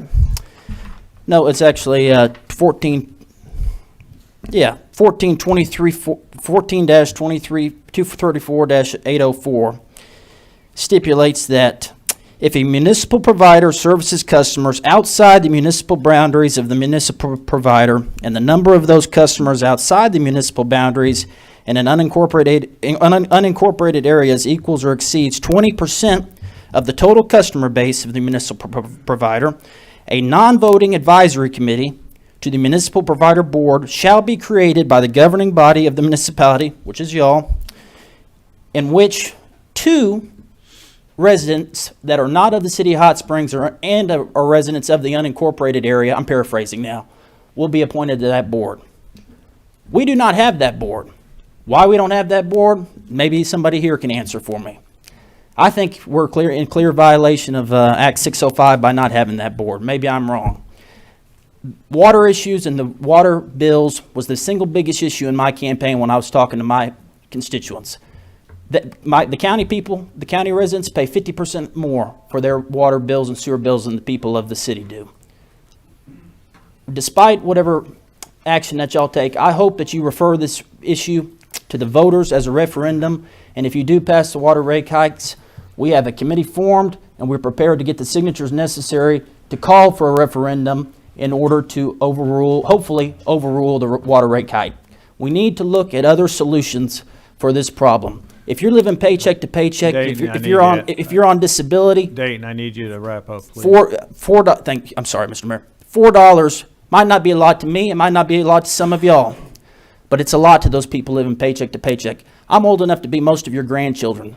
Y'all talking about providing water for the rest of the grandchildren, our great-grandchildren. I am that age. And why should I be stuck with paying with the bill because y'all were $40 million over budget? Thank y'all. Any questions? Any questions of the speaker? Please make the right decision. Thank y'all. We'll call upon Mr. Dudley Webb. Please come forward and restate your name and address and district, please.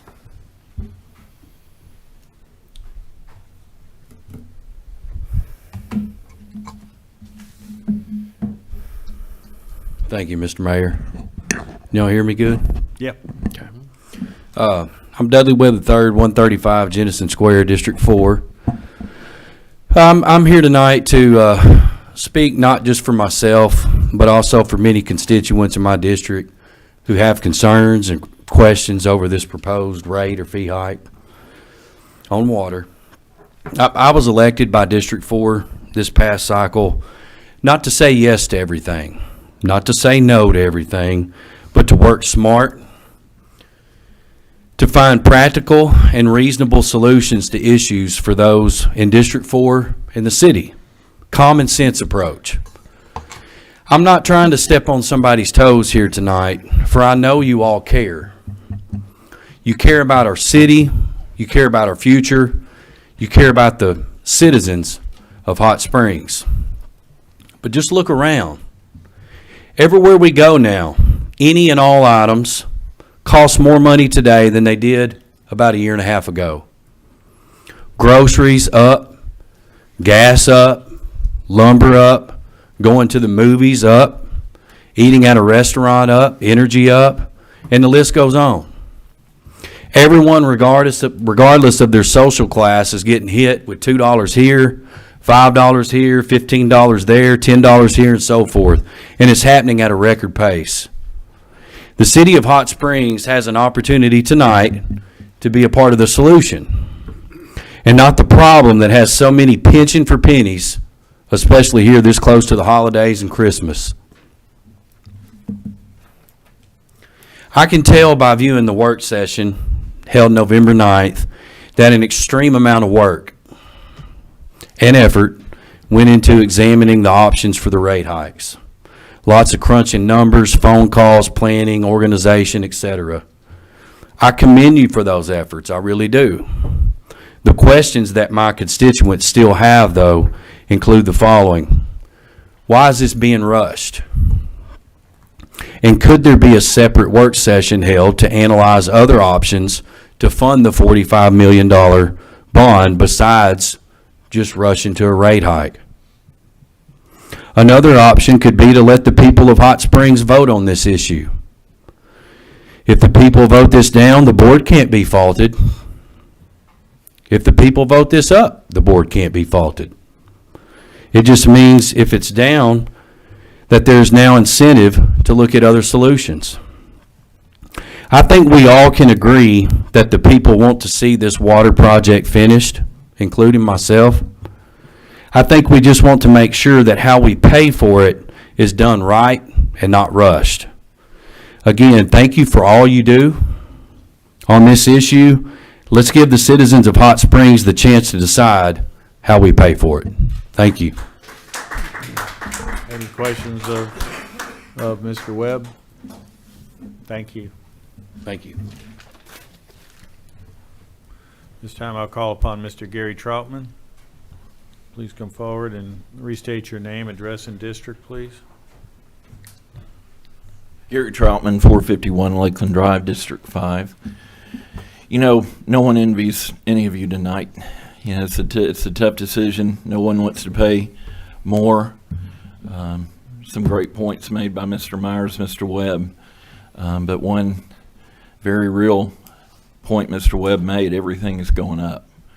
And, you know, you all have worked hard, Mr. Burr in particular, to make sure that we'll have water for generations and generations if you factor in degrade to the Ouachita equation. So, again, it's a tough position to be in, but you know, I don't think that we've seen many projects this past year and a half, 2 years, that haven't overrun what was estimated. We don't have to look any further than Oakland Hotel and Casino down the road, and I hear all the time about projects in Texas, major projects, and they are overrun, but they proceeded through them. And I think that was the vision here, is to complete this.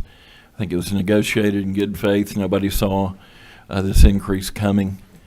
But you know, all we talk about water, and Mr. Webb made some great points about some choices households make, but water is one of the basics. You've got to have water. And, we've talked a lot about Jackson, Mississippi. Folks in Jackson, Mississippi wish they had the opportunity to pay just a couple dollars more and have some water and be able to take a shower and be able to wash their dishes and do all the things that you want to do around the home. So I would submit to you, while it's not an immensely popular decision, it's one that needs to proceed. And sorry, just for a second.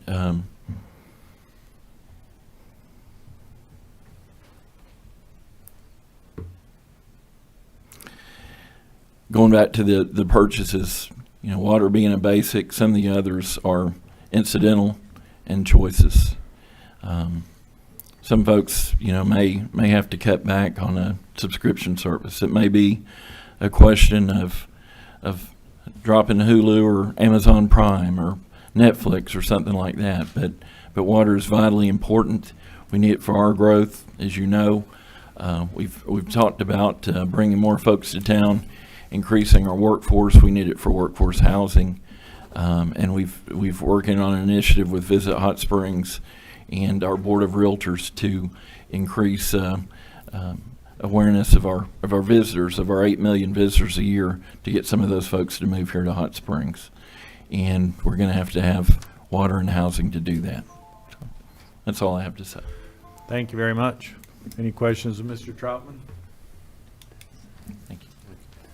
Thank you. The final individual who signed up to speak on this issue is Mr. James Montgomery. Please come forward, restate your name, address, and district, please. Mayor and Board, my name is James Montgomery. I live at 101 West Spring Hills. Steve Trusty is my director. Yes, this is a difficult decision, but it's a decision that keeps us going forward. I am compassionate to what I hear from the other folks, but I also disagree. This has been transparent. It's been transparent for 10 years of our issues with water.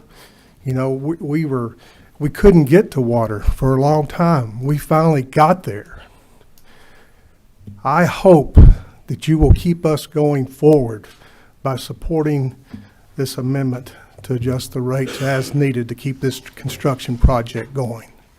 Hot Springs is a great place. I love Hot Springs. It's been my home since 1972.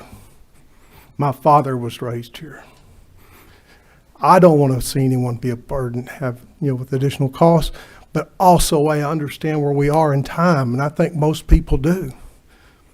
So I hope that you will consider to keep us moving forward, because stopping the project now is not good for Hot Springs, and it's not good for us individually.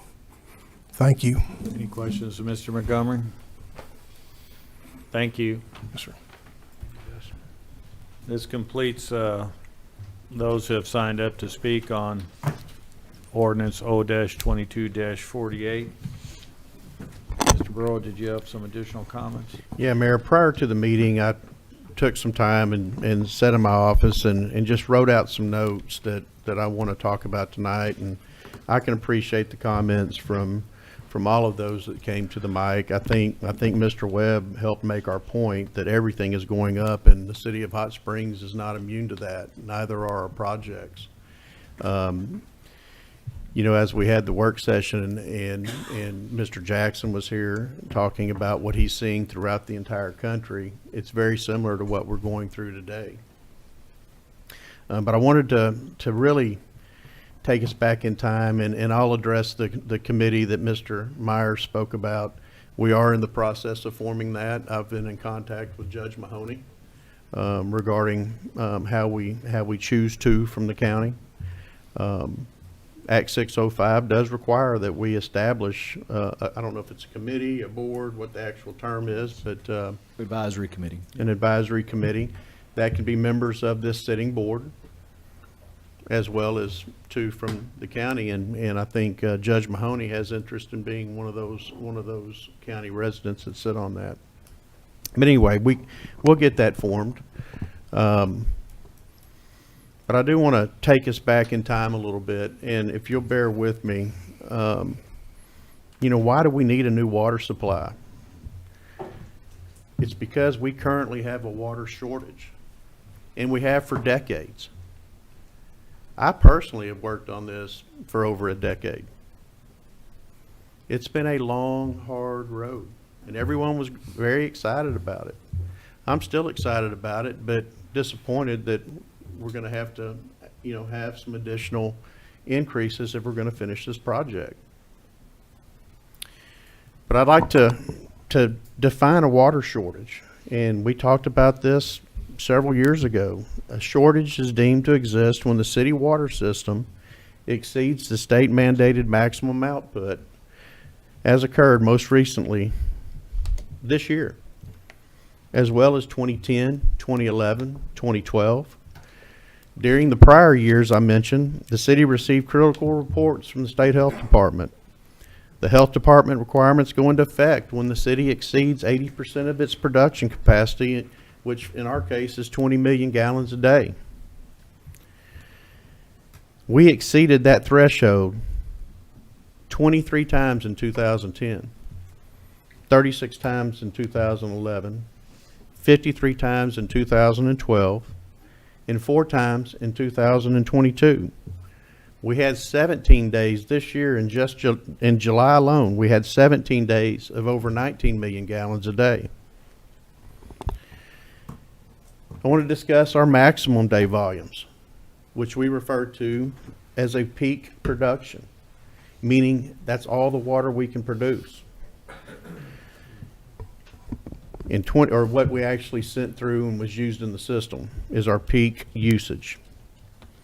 In 2011, our maximum day usage was 22.47 million gallons a day. In 2012, it was 23.05 million gallons a day. In 2013, it was 21.47. But our peak is 23.05. And if we set 23.06, that becomes our new peak. That peak is what was used in your system. It means under certain conditions, you need to be able to provide that amount of water without running out. So it doesn't matter if we set that peak yesterday, 5 years ago, or 10 years ago. That's our peak, and that's what you build utilities for. You don't build it for an average. If you build it for an average, you're going to run out. You build it to your peak demand. Our plant capacity is listed as 25 million gallons a day. But that's not what we can produce. We can produce 23 million gallons a day. And that's pushing Lakeside and the Washita plant, which is actually up on Lake Hamilton. That's pushing those to its maximum to get 23 million gallons into the distribution system. It takes 2 million gallons to make 23 million. We've got to backwash filters. We have to use water to make water. When you're talking about that kind of production, these plants can't sustain that. We can hit it. We can hit it for a day or two, but we can't push these plants in that kind of production for any length of time. We had several days, and I remember them well, that we outpaced production. There were a couple of days there where we were pushing everything we could out of our plants, and in our SCADA system, we're able to watch every tank we have. And when you're seeing tanks fall, and you're pushing all you can to them, you worry. Now, conservation measures can go into place. We can go out and lock off every sprinkler meter in the city and county. That's not a good option either, but it can be done. Fortunately, after many of those years, we were successful in attaining water storage from the Corps of Engineers and Mid-Arkansas Water Alliance. That agreement was signed in May of 2017. We now knew where we were going to be At that time, you remember all the discussion between DeGray, between Washita, where were we going to go? We were going to the first place that'd give us water. And we spent a lot of time looking at DeGray because we didn't think we'd get a real allocation out of Washita, but we got it. And that's where we went. And we got 23 million gallons a day of storage in that lake that we pay for every day or every year. In 2018, as mentioned, a portion of this waterworks bond was to start that project, knowing that we would need a very large issue in the coming years. In 2020, in June of 2020, we passed a bond for just over $100 million. That was to pay for the intake, the plant, in both the potable and raw water lines. That was June of 2020. We were fresh into COVID. COVID entered Hot Springs, Arkansas, March the 10th of 2020. I know it well. That's the day we lost our officer. That was our first case in Hot Springs. We had no idea in June of 2020 that $100 million wasn't going to be enough. Our estimates, everything that we received from our engineers, pointed to that $100.4 million. We were in good shape. But as time went on, and those plans were developed and finalized, and we were able to get these projects out for bid, we're in a new world. We are in a post-pandemic, post-COVID world. I don't know where it ends, but I know where we're at today, and it's not where we were in 2020. At the time of the 2020 bond, as I mentioned, we thought they were good. We had no crystal ball that we were going to see these supply chain issues, that we were going to see inflation, that we were going to see a post-COVID recession. So when we say we missed the mark, we just didn't have a crystal ball. Our mark was good. It was on. And as we heard tonight, everything that we touch has gone up. I don't think anybody can name anything that's actually gone down. Projects throughout Arkansas and the entire country are currently where we find ourselves today. Costs have skyrocketed, but certainly have been outside of our control. Due to this, the project will require additional funding. No one wants to raise rates. We have been rate conscious since I've worked for this city. And when we do have to have them, we've tried to space those over several years. This $100 million bond that we did in 20, we did that over 4 years. We did a $3 increase, a $2 increase, a $2 increase, and a $1 increase. We no longer have that option. If your rates aren't 50, if your rate increase isn't 50% over what your rates are, you have to do that in 1 year. And that's why you see $2 in January and another $2 a year from now in November. We have no choice. We have to do this project. We have to have this funding. The only thing we can do is minimize the impact. And we've done that based on our bond counsel as best we could. January and November. This water supply project moved from $100.4 million to $150 million. Really, it was 106 when you count portions of the previous bond. It's now $150 million. All of these projects are in some form of construction right now. We either leave them halfway done or we finish them. We do have some potable mains out there that we haven't started. We put some in the ground. We stopped at 290. But all of our others are working until we cut that last check. If we stop, we're going to see even more costs going forward. The cost that we're going to have for these companies to remobilize and come back is going to be huge. If it continues the way we're going, and I didn't have a crystal ball in 2020, and I don't have one today, but I know what the trend is. And if you're looking at trends, this 45 million is not going to be 45 million when we come back here to try to do this again. But even more concerning than that, I don't think we're going to be able to approve any more connections. Not just, it has nothing to do with city or county. We're going to treat everyone the same. We don't have the water. We started this because of a water shortage. And I want to share some of that with you.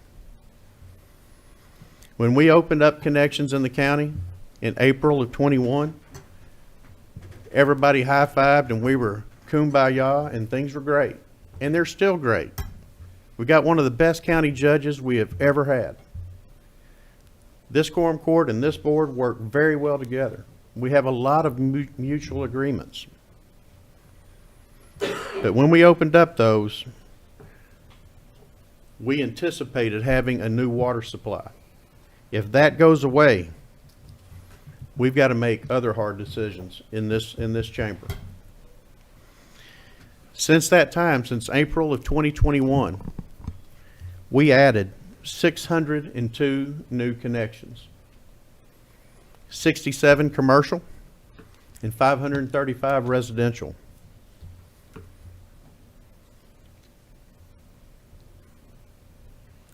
Forty-eight of those commercial accounts were in the city and 19 were in the county. Residential, 169 were in the city and 366 were in our county. But every one of them was in our community. And every one of them we're obligated to provide water.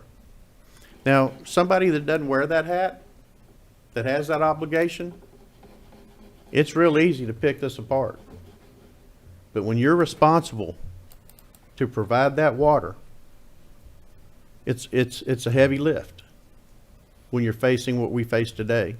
Monty Ledbetter's in the audience tonight. Gary Carnahan's in the audience tonight. They feel that burden. We talk about it every single day. And you know, those 602 connections, that doesn't include all the connections we did from 2012 to April of 21. Without this vote and a new plant, I don't think we have any choice but to suspend connections. We don't have the capacity. We wouldn't spend that $100 million if we didn't need it originally. Those are big decisions. And everyone needs to know that we take that very seriously. Everyone on this dais. We're proposing a $2 base rate increase in residential 5/8-inch meters to take effect in January, and another $2 a year from now in November of 23, and none in 24. The city's water rate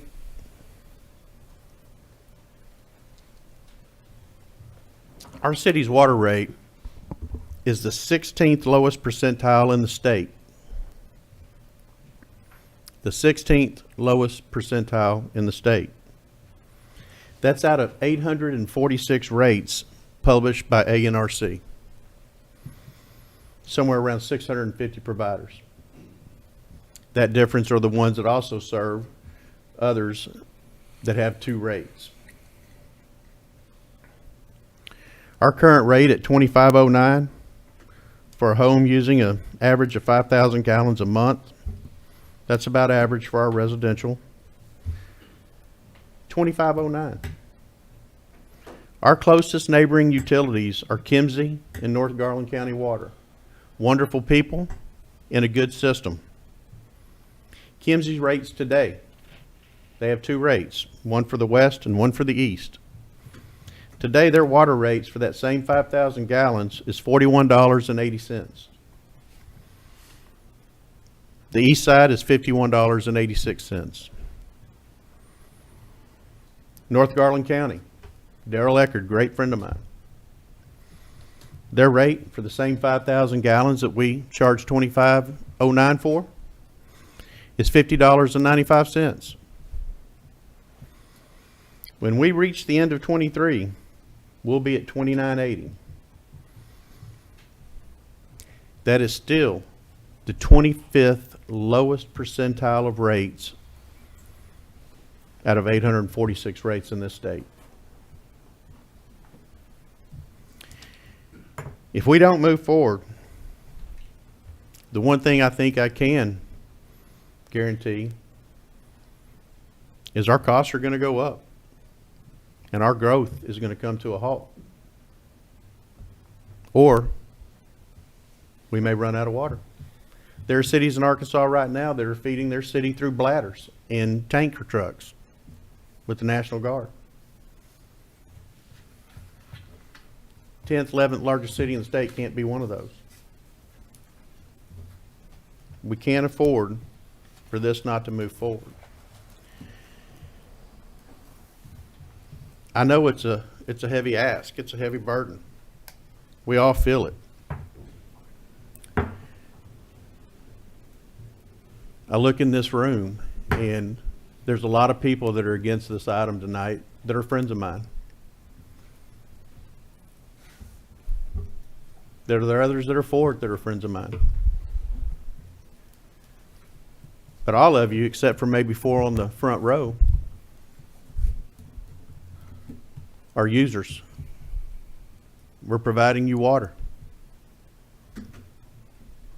We want to continue to do that. We have another wet summer next year. We can wait.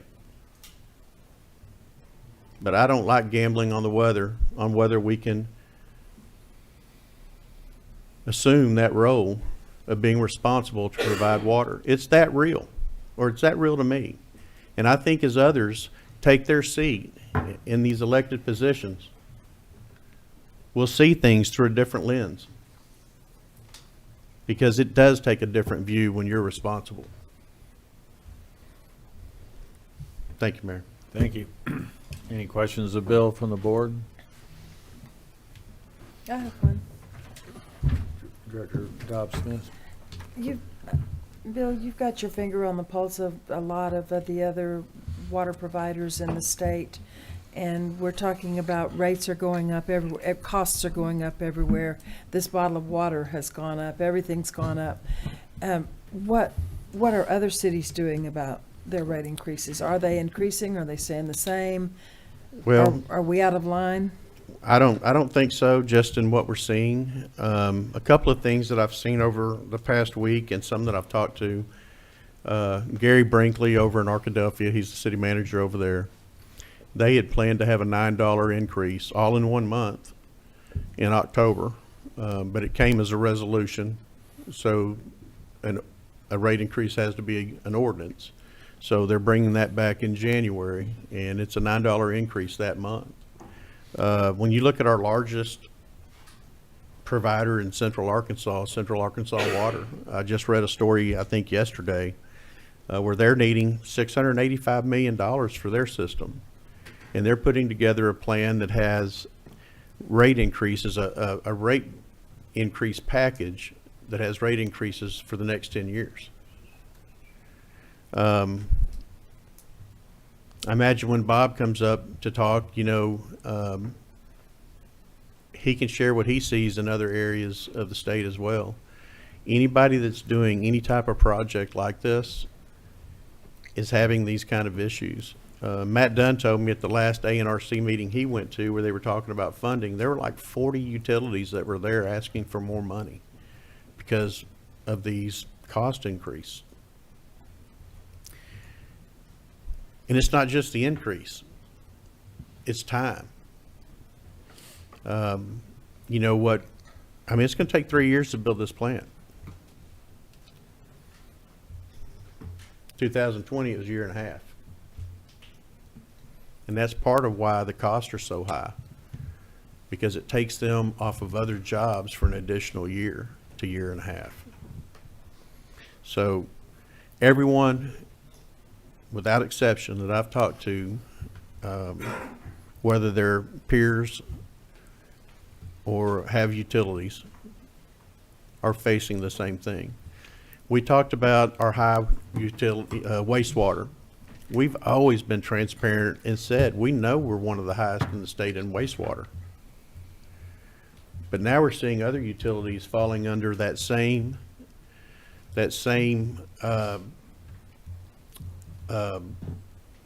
consent administrative order, or they go a different route and go to the Department of Justice.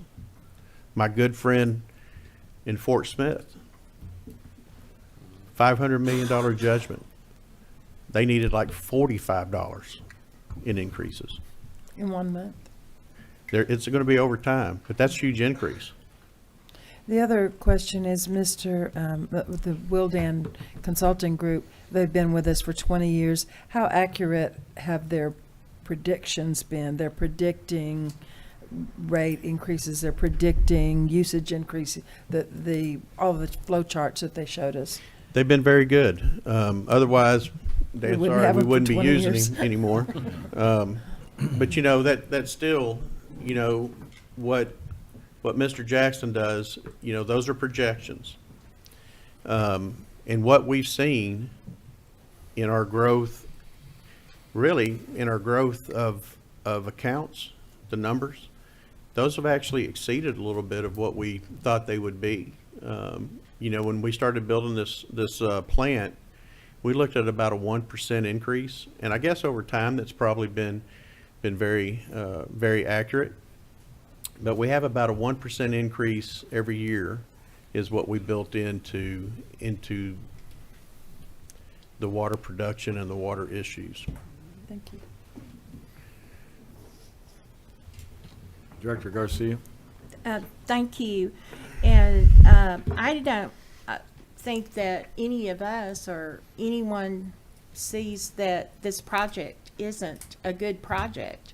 It's been a good project that we needed, as you've already explained, and I don't think anyone is really objecting to that. I think the businesses and the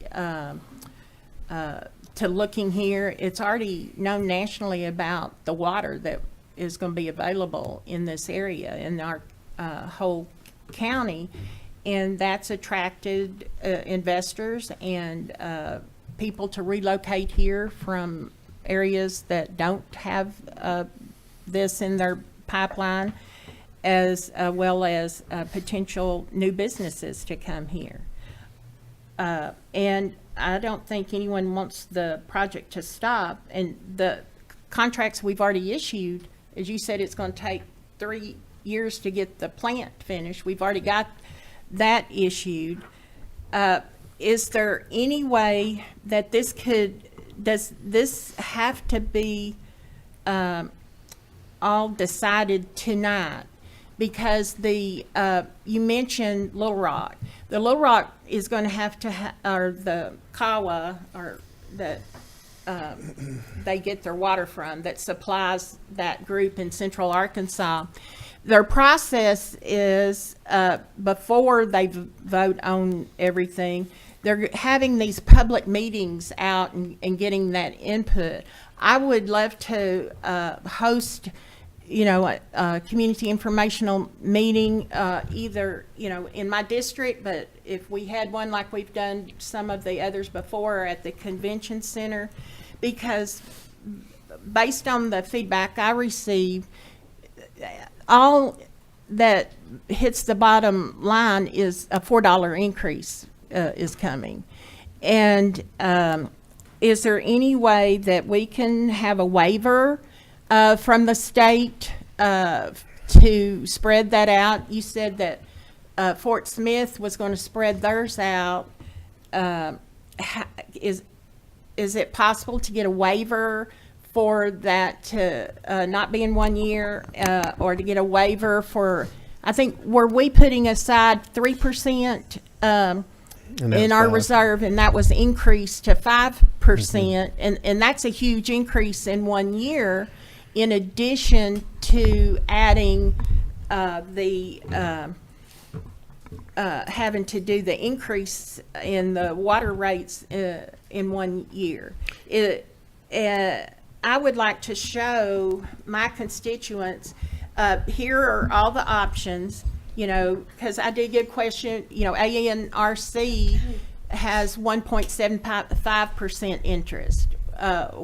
Why did we not look at them? We did.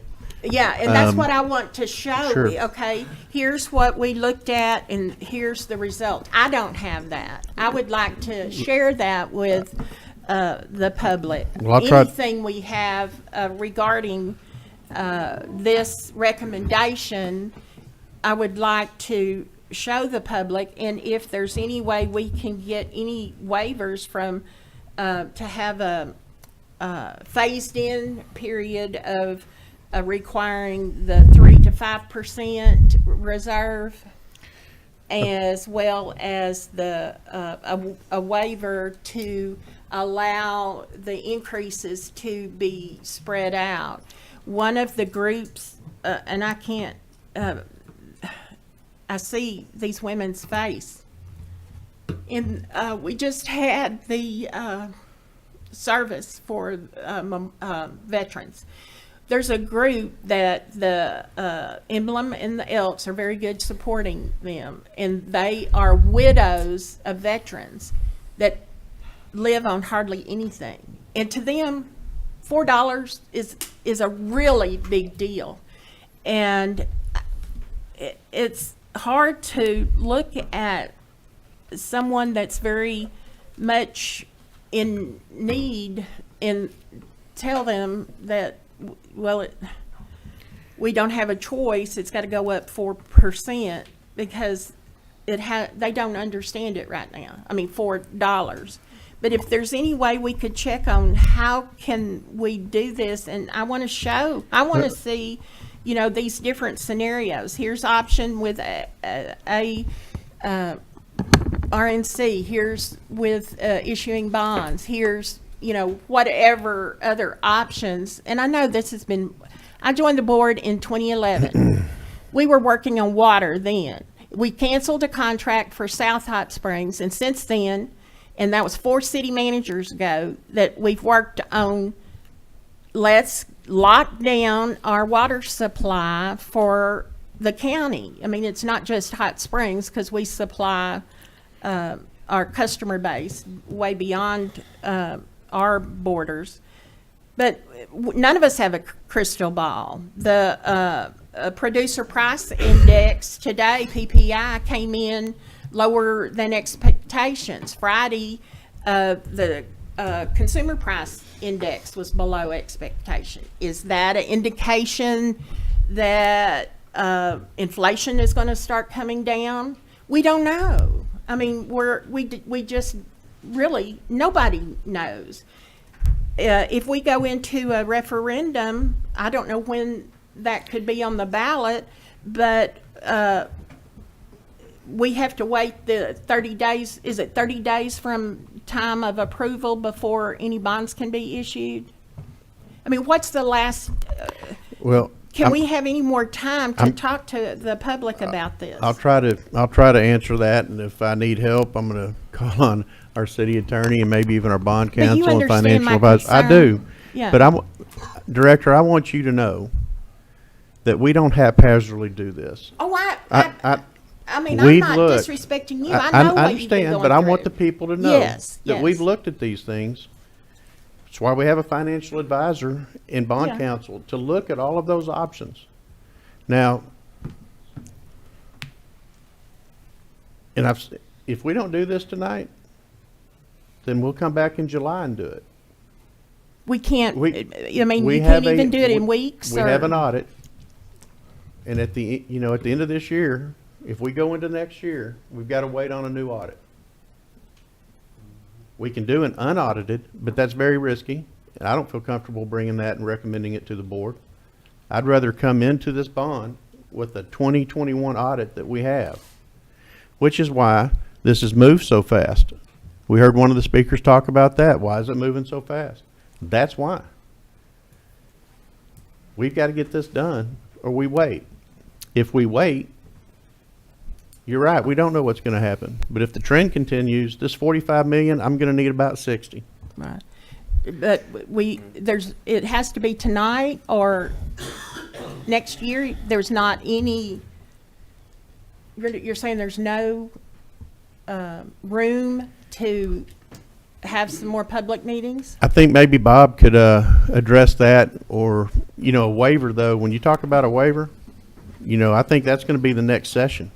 This is a law, and I don't know that they can waive it without going back and changing the law. We did reach out, and it was not a favorable conversation about seeking a waiver. From the legislative committee or? ANRC. ANRC is now the regulatory agency over this. So it would require an act of the legislature to amend the law? That was his position, yes. Because they have the authority to give waivers, but they choose that they're not going to have that as a policy. Under Okay. the act, they wouldn't have the authority to offer a waiver. I mean, Oh. the act is very specific. Hopefully, there will be some amendments in the next session, but what those are going to be and what benefit that'll bring to the city is unknown. Mr. Burrow, from a timing standpoint, what I'll answer here right now is dozens of in-person meetings, phone calls, conference calls, working with staff and Monty and finance director, in putting all this together. And as he mentioned, if we had the luxury to wait, because we explored ANRC funding, yes, that interest rate is much lower. There are other options, but we don't have the luxury for the very fact that we do have to have an audited financial statement to meet the language in the existing debt for us to be able to issue additional debt.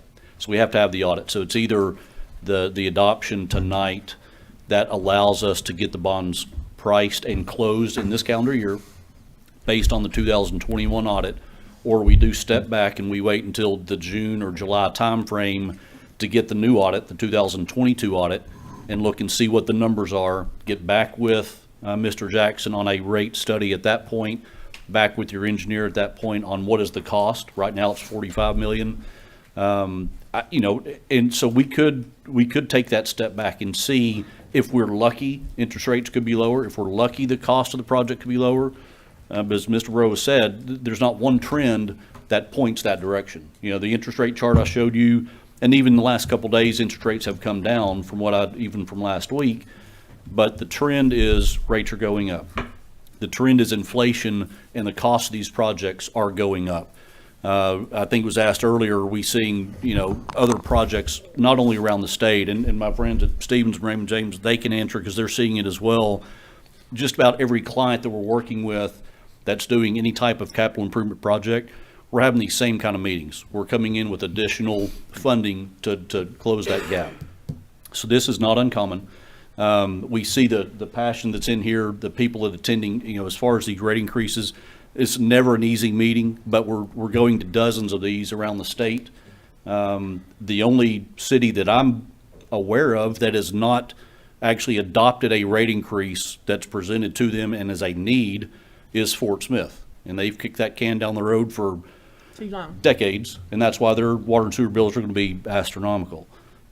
So it's an unfortunate that we're back here, because there is a shortfall in the construction, and we discussed all the reasons for that. If we had the luxury, we could step back and wait. But from a financial standpoint and what is best for your ratepayers and what we think is the most economical and least impact on your ratepayers is to proceed to get these bonds locked in and this construction cost locked in. Can I ask the city attorney if the legislature does take this during this session, and they make some amendments to the existing law, would the city be able to make any change on phasing in these increases? Yes, if the law is amended to allow such, of course, any amendment that takes place in this next session wouldn't be effective until toward the end of the summer. But I mean, we could go back and change this. Does that have any impact on the bonds as long as it meets the requirements? The underwriting requirements are going to be based on what the rate schedule is. As is proposed? Yes. It cannot ever be changed to delay the second increase? The rate ordinance that you would approve potentially tonight, I mean, can always be amended if any economical situation changes, revenues, anything that looks different. And I think it was asked earlier, how is the track record of Wild Ant over the last 20 years? For as long as I've been working with the City of Hot Springs, I don't recall one time that we've been back for a rate increase that was not tied to debt, that you had to pay for debt. So I don't recall on water or wastewater that we've been back and said we need to adjust rates because the forecast was off. Maybe Well, that's happened once, I don't yeah, recall. I'd like to rephrase that if I might. We haven't had a rate increase that wasn't tied to a capital improvement project Yep. that required the debt. But even if there was a waiver for phasing in the 3% to 5% going into the reserve, that Sure.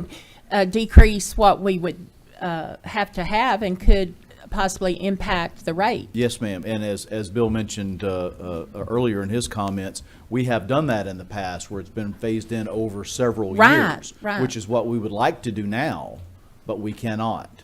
We cannot issue this bond with the promise that that's what we think we're going to be able to do. Right now, we can't phase it in. It has to be within 1 year. That's what Act 605 says. It has to be within 1 year. So we can only then, if this is adopted, then if there is action taken by the next legislative session, there could possibly be option made available for the city to amend this ordinance to reduce that Yes. November. Yes, but currently, we're not in a position to be able We to don't- issue right, a $45 million bond on a $2 increase. It has to correct. be based on that 4 within the 1 year period. Now, I'm assuming though, if things change in the future, we could come back in with a refi. Absolutely, yeah. And that's what we've done Yes. quite often with you over the years, to lower that debt. And that's gone towards, instead of this being a $3 or $4, this time and then $4 next month, all the refinancing and all the position we've put you in over the years for this project is what's brought it to 2 and 2. We can certainly continue to monitor anything that changes. We'll certainly, be back. I can't speak for the state. I know I think it would make sense to ask for a waiver. But as we had discussions in the working session last week, we asked for a slight deviation, but something they've offered to the city before that would save the ratepayers a substantial amount of money, and they would not budge off of that. So to change, because they're referring to Act 605, they're kind of pigeon-holed into what the act says. So I think to hope and ask for a waiver on a certain provision, that would open up for them to have to do that for everybody, and that's against the act. They don't have that option right now. But if they come in, because that not able to phase in that rate increase, That is a huge sticking point with a lot of systems around the state. So a lot of legislators have heard from their constituents in their cities, this is putting a burden on our residents to have to drop it all within a year. I think that's going to be one of the main points they go and try to amend in the act. And if they do, then we can certainly explore at that point. But right now, in order to get this funding done and close it this year based on previous year audit, that's why the action we need tonight. And that was the intent of the act, to help ratepayers. It was, yeah. And the act is good in so many aspects, and it's looking after the cities that have not kept up with their infrastructure. That's not an issue with Hot Springs and many of the other cities we work with, but the way the language was written, they didn't really think through as to what's the true impact on the citizens of Arkansas, once this is passed. Yes. Now that it's out there and in effect, then there's real world implications, and we can go back and say, here's the impact on Hot Springs. They could not phase this in over 4 years like they did in the past. They had to put it all within this 1 year period. Well, you'll see cities like Arkadelphia where they have to do $9 in 1 month, and you're going to see that throughout a large portion of southern and southeast Arkansas probably. There are going to be some of those that do reach that 50% threshold and can break it over 2 years, but they're going to, and it's because they need so much capital to. But we've been clean putting their money systems. into a reserve, for capital improvements all along. And this is a big increase based on the value size of our assets. So that's something that isn't a part of this capital projects. That's raising the cost of our overall water system that we have to account for. So we're getting it on both ends that's causing this to increase. That's Right? correct. Typically Y'all been that- very fiscally responsible, over the past with your utilities, and you're setting money aside. They're looking at the cities that are in the hole and they're in the red, and they're not setting aside anything for repair, replacement, or anything, and implying the act that now impacts you, and increasing what you have to set aside from 3 to 5. So, that's a big number. It is. Yep. We looked at it, during our budgeting, and that's huge. And it's a huge increase. I got one other quick question. Director Dobb Smith. Is there any, we admittedly have higher sewer wastewater rates. Is there any wiggle room there to offset this rate that's mandated to keep the bill similar, close to the same? No? Not at all. We're seeing the same thing there, we just passed an initiative for wastewater not too long ago, for those improvements. And, those are mandated by ADEQ in a consent administrative order. And under this same Act 605, we could see some utilities actually be taken over on their water. Be in distress. Right. Senator Clark was here earlier. I can just tell you, he was a champion for this. And his concern, Bill and I went to every committee meeting. His concern was the fiscal distress that these systems were under ultimately would cost the ratepayer, ultimately would cost the user at a rate that they could not stand. And so this act now requires the rates shall adequately address the cost of operation and maintenance, all debt service, required reserves, depreciation, future capital expenses, the annual audit, and other expenses as necessary. So you're mandated to have rates that are sufficient to cover all of that. That's what 605 was for, was because all of these other, how many providers did you say? Over 600? 600. They're not operating efficiently. They're not raising, and this is, I shouldn't say this, but I represented 87 different cities and counties in my career, and small towns will not raise their water rates because they won't get reelected. It's a reality. As a common theme in those meetings. You know, we looked at this, that work session was, in my mind, equivalent to a graduate level course on debt financing. We spent considerable amount of time during that work session. Subsequent to that work session, I had numerous conversations with Bill. I know he had conversations with Bob regarding, you know, if we paid off the 2010 bond debt of $3 million, could that have some impact on reducing the proposed rate increase? And it did not have any impact. We still would have had to have the rate increase. What we actually would have done is eliminated some liquidity and without any gain on the reducing the rates. So so you know, that kind of, you know, just laid there at the doormat without an option for us to try to reduce the amount of borrowing that we had, and thereby hopefully reducing the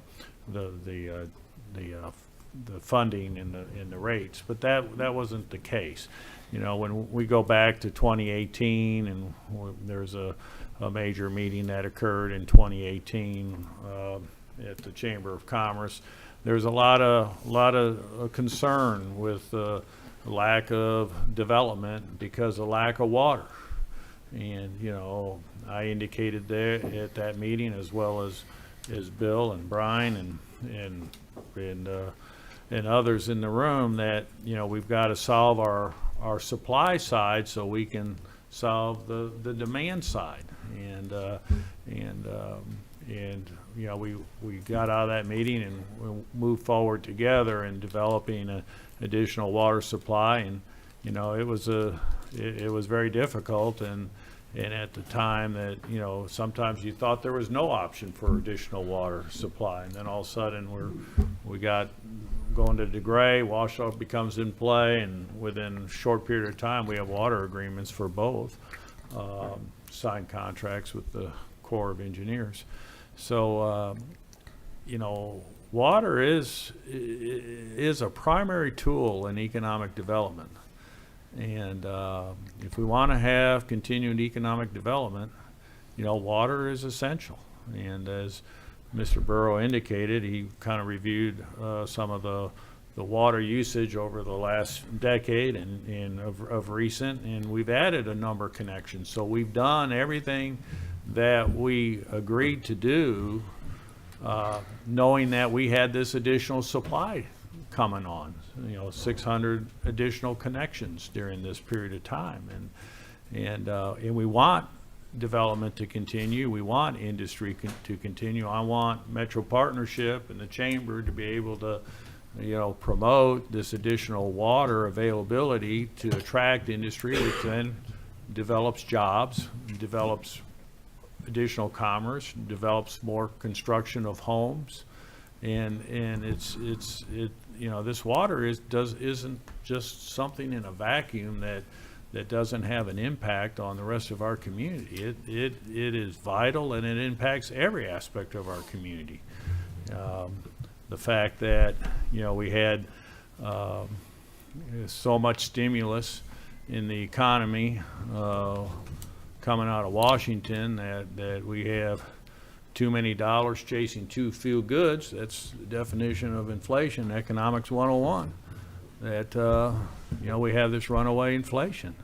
The Federal Reserve has indicated they're gonna fight this until they really see that it's turned the corner, and you know, all the various Federal Reserve governors will opine on their interpretation of when that is. But they certainly haven't shown any reluctance in raising rates. Certainly, as Director Garcia said, the PPI was up 0.2% today for the previous month, and excluding food and energy, it was flat. It was zero. That doesn't mean it went down. It just stayed up there. You know, we haven't the curve hasn't changed. You know, the trajectory hasn't changed. It's just flattened for one month. We'll see what happens, you know, going forward. But it's going to take some time for us to get back to where we were prior to the pandemic. If we might not ever get there for some time to come. So as Mr. Burrow said, the cost of completing the plan isn't going to go down. And, you know, and even the interest rates will take some time to get down. You know, within the current environment we have, you know, I think our interest rate was I was very pleased with that. But there's still going to be some interest rate hikes. It may not be 75 basis points, but we're going to see some interest rate hikes. And so, you know, if we don't complete the plant, you know, there'll be a bigger ripple effect that will cost us, this community, a lot more going forward in loss of economic development, loss of rooftops being built, loss of commerce coming to town. You know, it would have a major impact. So, you know, as much as I hate to have increases, you know, this project needs to be completed. And when we look in our rearview mirror 5 years from now, 10 years from now, we'll be all very thankful that we did. And so you know, I'm supporting the project as is, and I do believe that we're making the right decision. You know, there is no way that this board has not been transparent. When we had that work session last week, the following day, I told Bill, this has got to get on our website. This was an excellent overview of the various factors in our decision making. And, you know, we can all listen and we can all draw our own conclusions, but I think this board turned over every stone possible in a review of the various options that we had. And then, like I said, we also looked at paying off the old bond in order to try to reduce the impact of any rates, and that wasn't possible. So, so we've done our homework, and no one should come to you and tell you that you have failed, because you have not failed. Director Garcia? I don't disagree with your comments, Mayor, but I do think that on the, I'm not an economist, I'm an accountant, but, you know, demand and supply always understood when the demand was higher than the supply, the prices go up. And the pandemic did cause shutdown across the world where it caused delays in getting materials. So that contributed. It's not just the payments that some people may have received during the pandemic, but with the plants that closed or couldn't operate fully because people were sick, it caused a shortage in the supply, as well as the demand for product is still high. I'm not saying that I don't want to stop the project. I just wish I had another week or two, and I would still like to get copies of the results from the what work was done with the Arkansas Natural Resource. If I could if you don't mind, Bill, to send, you said that had been looked at. If I could get a copy of whatever the results were. That was a telephone conversation that bond counsel had with the Okay, so executive there's some director, notes somewhere, Ryan but I would Duncan. about them doing the financing, because you checked on that. So, but I just come off the campaign trail. I just feel bad that I didn't have this type of discussion to better explain things.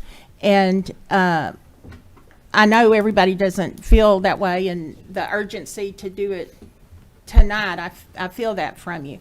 I'm just stating I'm not discounting any of the hard work or what's going into this presentation, and I appreciate it. I just wish I had we had more time. Any additional discussion? Director Trustee? Mayor, I'd like to direct a question or two to Mr. Wright.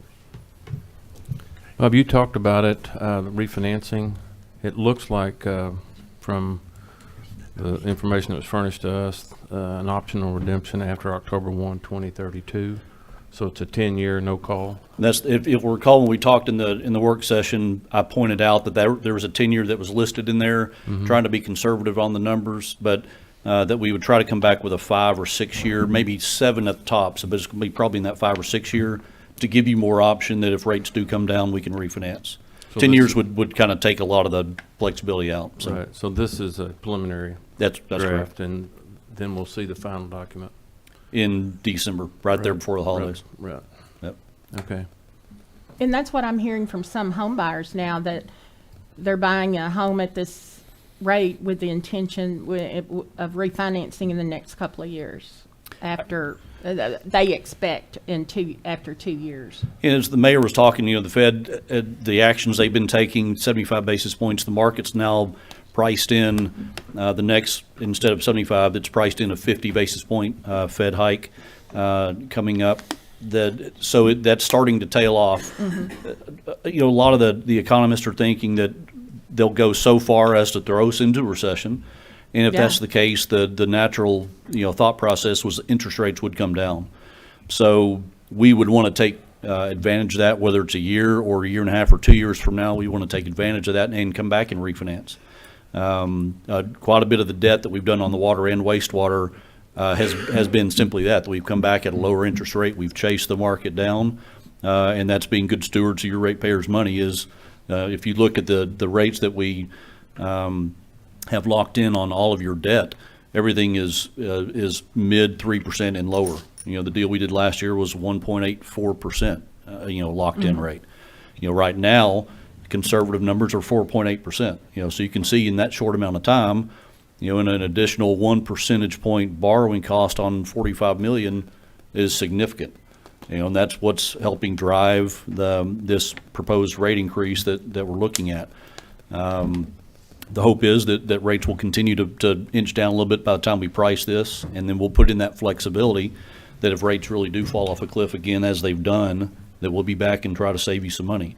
At that point, you can look at, any type of option as far as, future rate increases.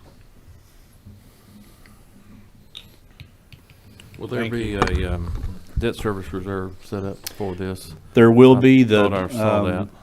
Instead of a cash reserve, which is, up until now has been highly inefficient, but instead of setting that cash aside, we've got an insurance policy. We already have a commitment from Build America in New York, which puts a AA rated credit on the financing itself. But they've already committed to an insurance policy that would cover that reserve fund. So it's a one-time fee, and then your reserve is fully funded instead of setting cash aside. Gotcha. Okay. Then the last question for me, the timing of the increases, I know they have to be done in a year. Is there something magic about January 1?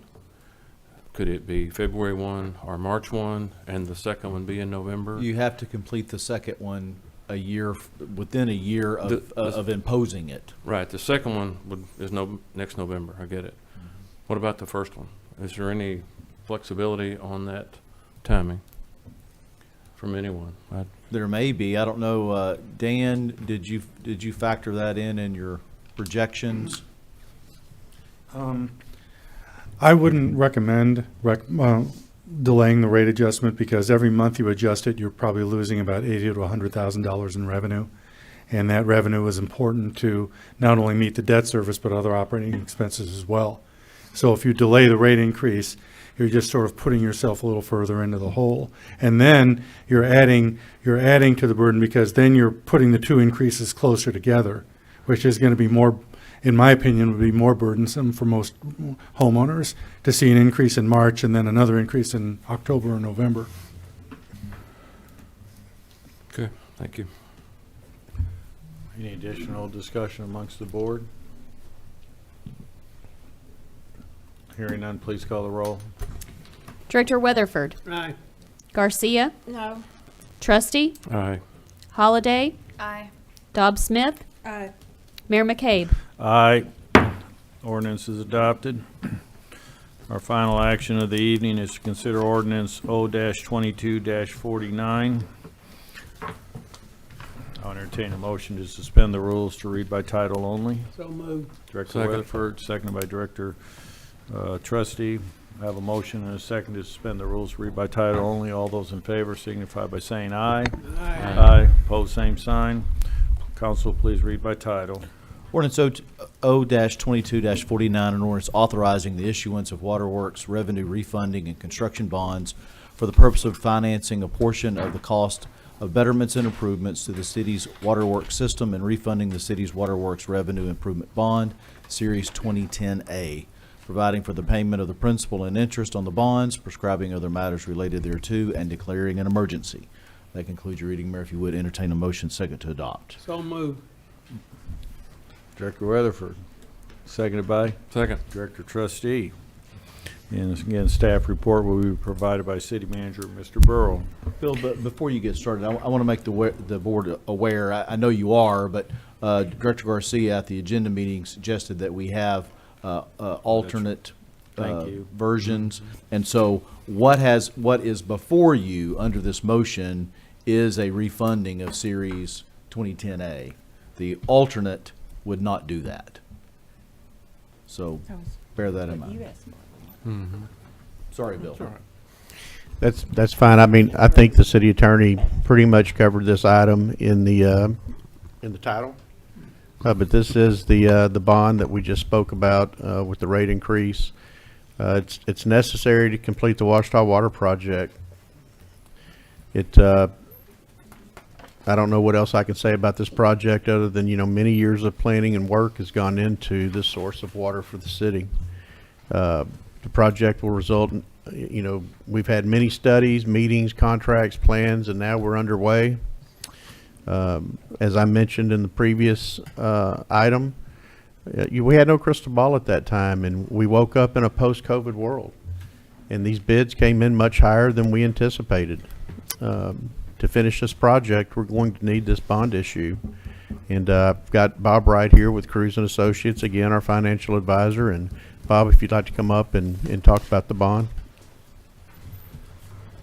Yeah, as we discussed in the work session, the approval of this ordinance tonight allows us to continue with Ryan Bowman, your bond attorney, in putting the documents together.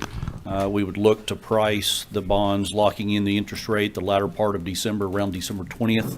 Before the slow down the holiday market, and then allow us to close at December 29th. Again, the importance of closing December 29th is we're relying on the 2021 audit, not waiting for 2022. So that's what the urgency on at least the timing of the bond issue and such.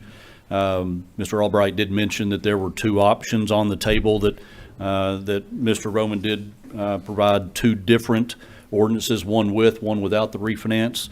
And that refinance was kind of looked at as two options. Could the city kind of put an equity contribution into this financing, into the overall borrowing? Would that have any impact on the rate increase to the citizens? Could it allow that to be lowered? It did not have any impact on the rate increase, so that kind of was off the table.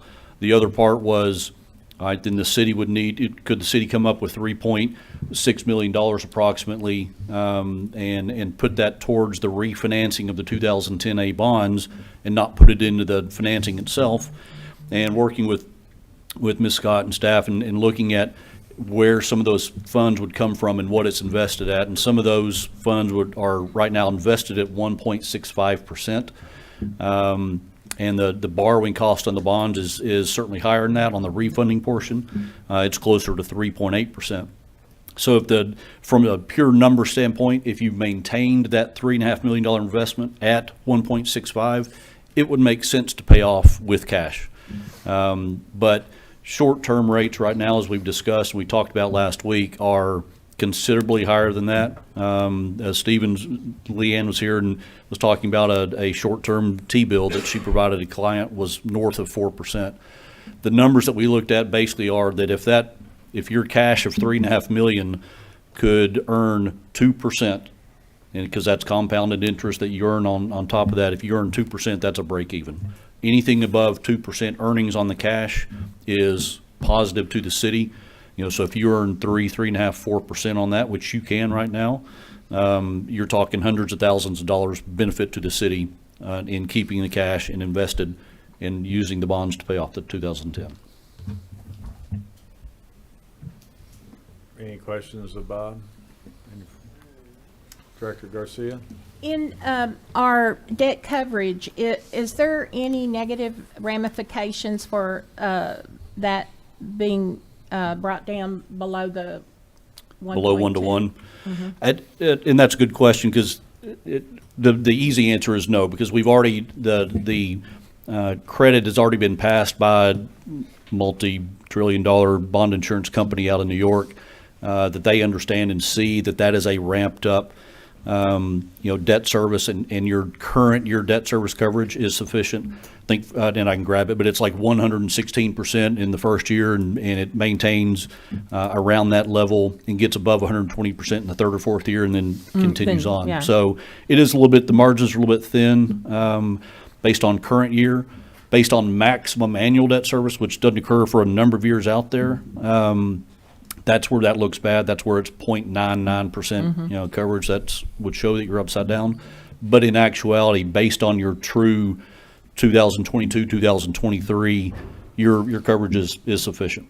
So that's, again, it's already, from our credit standpoint, from the bond insurance credit standpoint, from the underwriter's credit standpoint, this plan, the rate increase that you've adopted with the structure we're looking at will be no problem.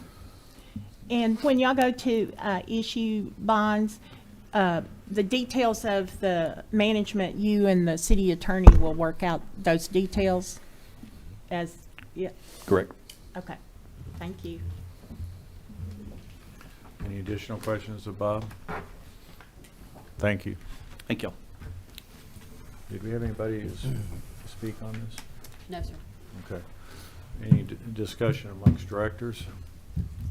Mr. Bowman's here if anyone has any questions from bond counsel. Again, I do want to reiterate that what is on the floor would refund the Series 2010A. So if you do not want to do that, you need to make a motion to amend and replace it with the alternative that does not.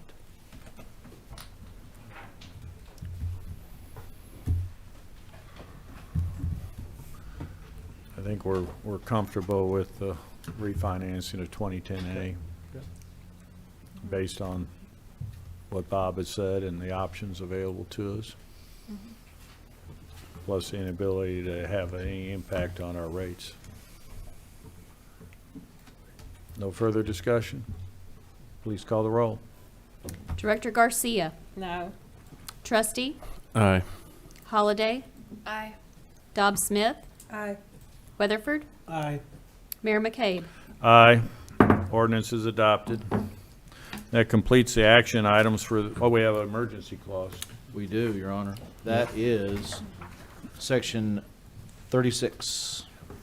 Which I'll read it in its entirety. Section 36 is hereby ascertained and declared that the improvements are immediately needed for the preservation of public peace, health, and safety, and to remove existing hazards thereto. The improvements cannot be accomplished without the issuance of the bonds, therefore it is declared an emergency exists, and this ordinance being necessary for the preservation of the public peace, health, and safety shall be in full force and effect, shall take effect immediately upon and after its passage. That concludes your reading of the emergency clause. If you would, entertain a motion second to adopt. So Motion. moved. Director Weatherford, seconded by Second. Director Trustee. All in favor of the emergency clause, please signify by saying aye. Aye. Opposed, same sign. Emergency clause is adopted. Again, that completes the action items for this evening. We're under Board of Directors items for discussion. Any director have an item for discussion? Director Garcia? I would just volunteer if this is the issue on any amendments to Act 605 are taken up in the legislature. I will volunteer to go and do any testimonies at any committee meetings if you let me know. No, I appreciate that. I think that, Hot Springs is a case study of what's 605 is not allowing the flexibility for somebody in our situation to do what we consider to be best for the utility, but also the ratepayers. And I think this would be appropriate testimony as to how we would want it to, how we would have liked to implemented the rate increases, because we demonstrated that in other issuances. Had 605 been involved, if we had been under 605 a few years ago, where we might not have been able to put those rate increases out over 4 and 5 years. So I think a lot of us would volunteer to go there, so. Well, it requires you to bring them up more often, you know, you have a rate study each time and bring But that your costs, rates. that's more expense to the city too. Right. It's a no-win situation. Right. Some utilities can do their own rate study, That's happening apparently. or maybe one. Thank you for your offer on that. Any other items for discussion from directors?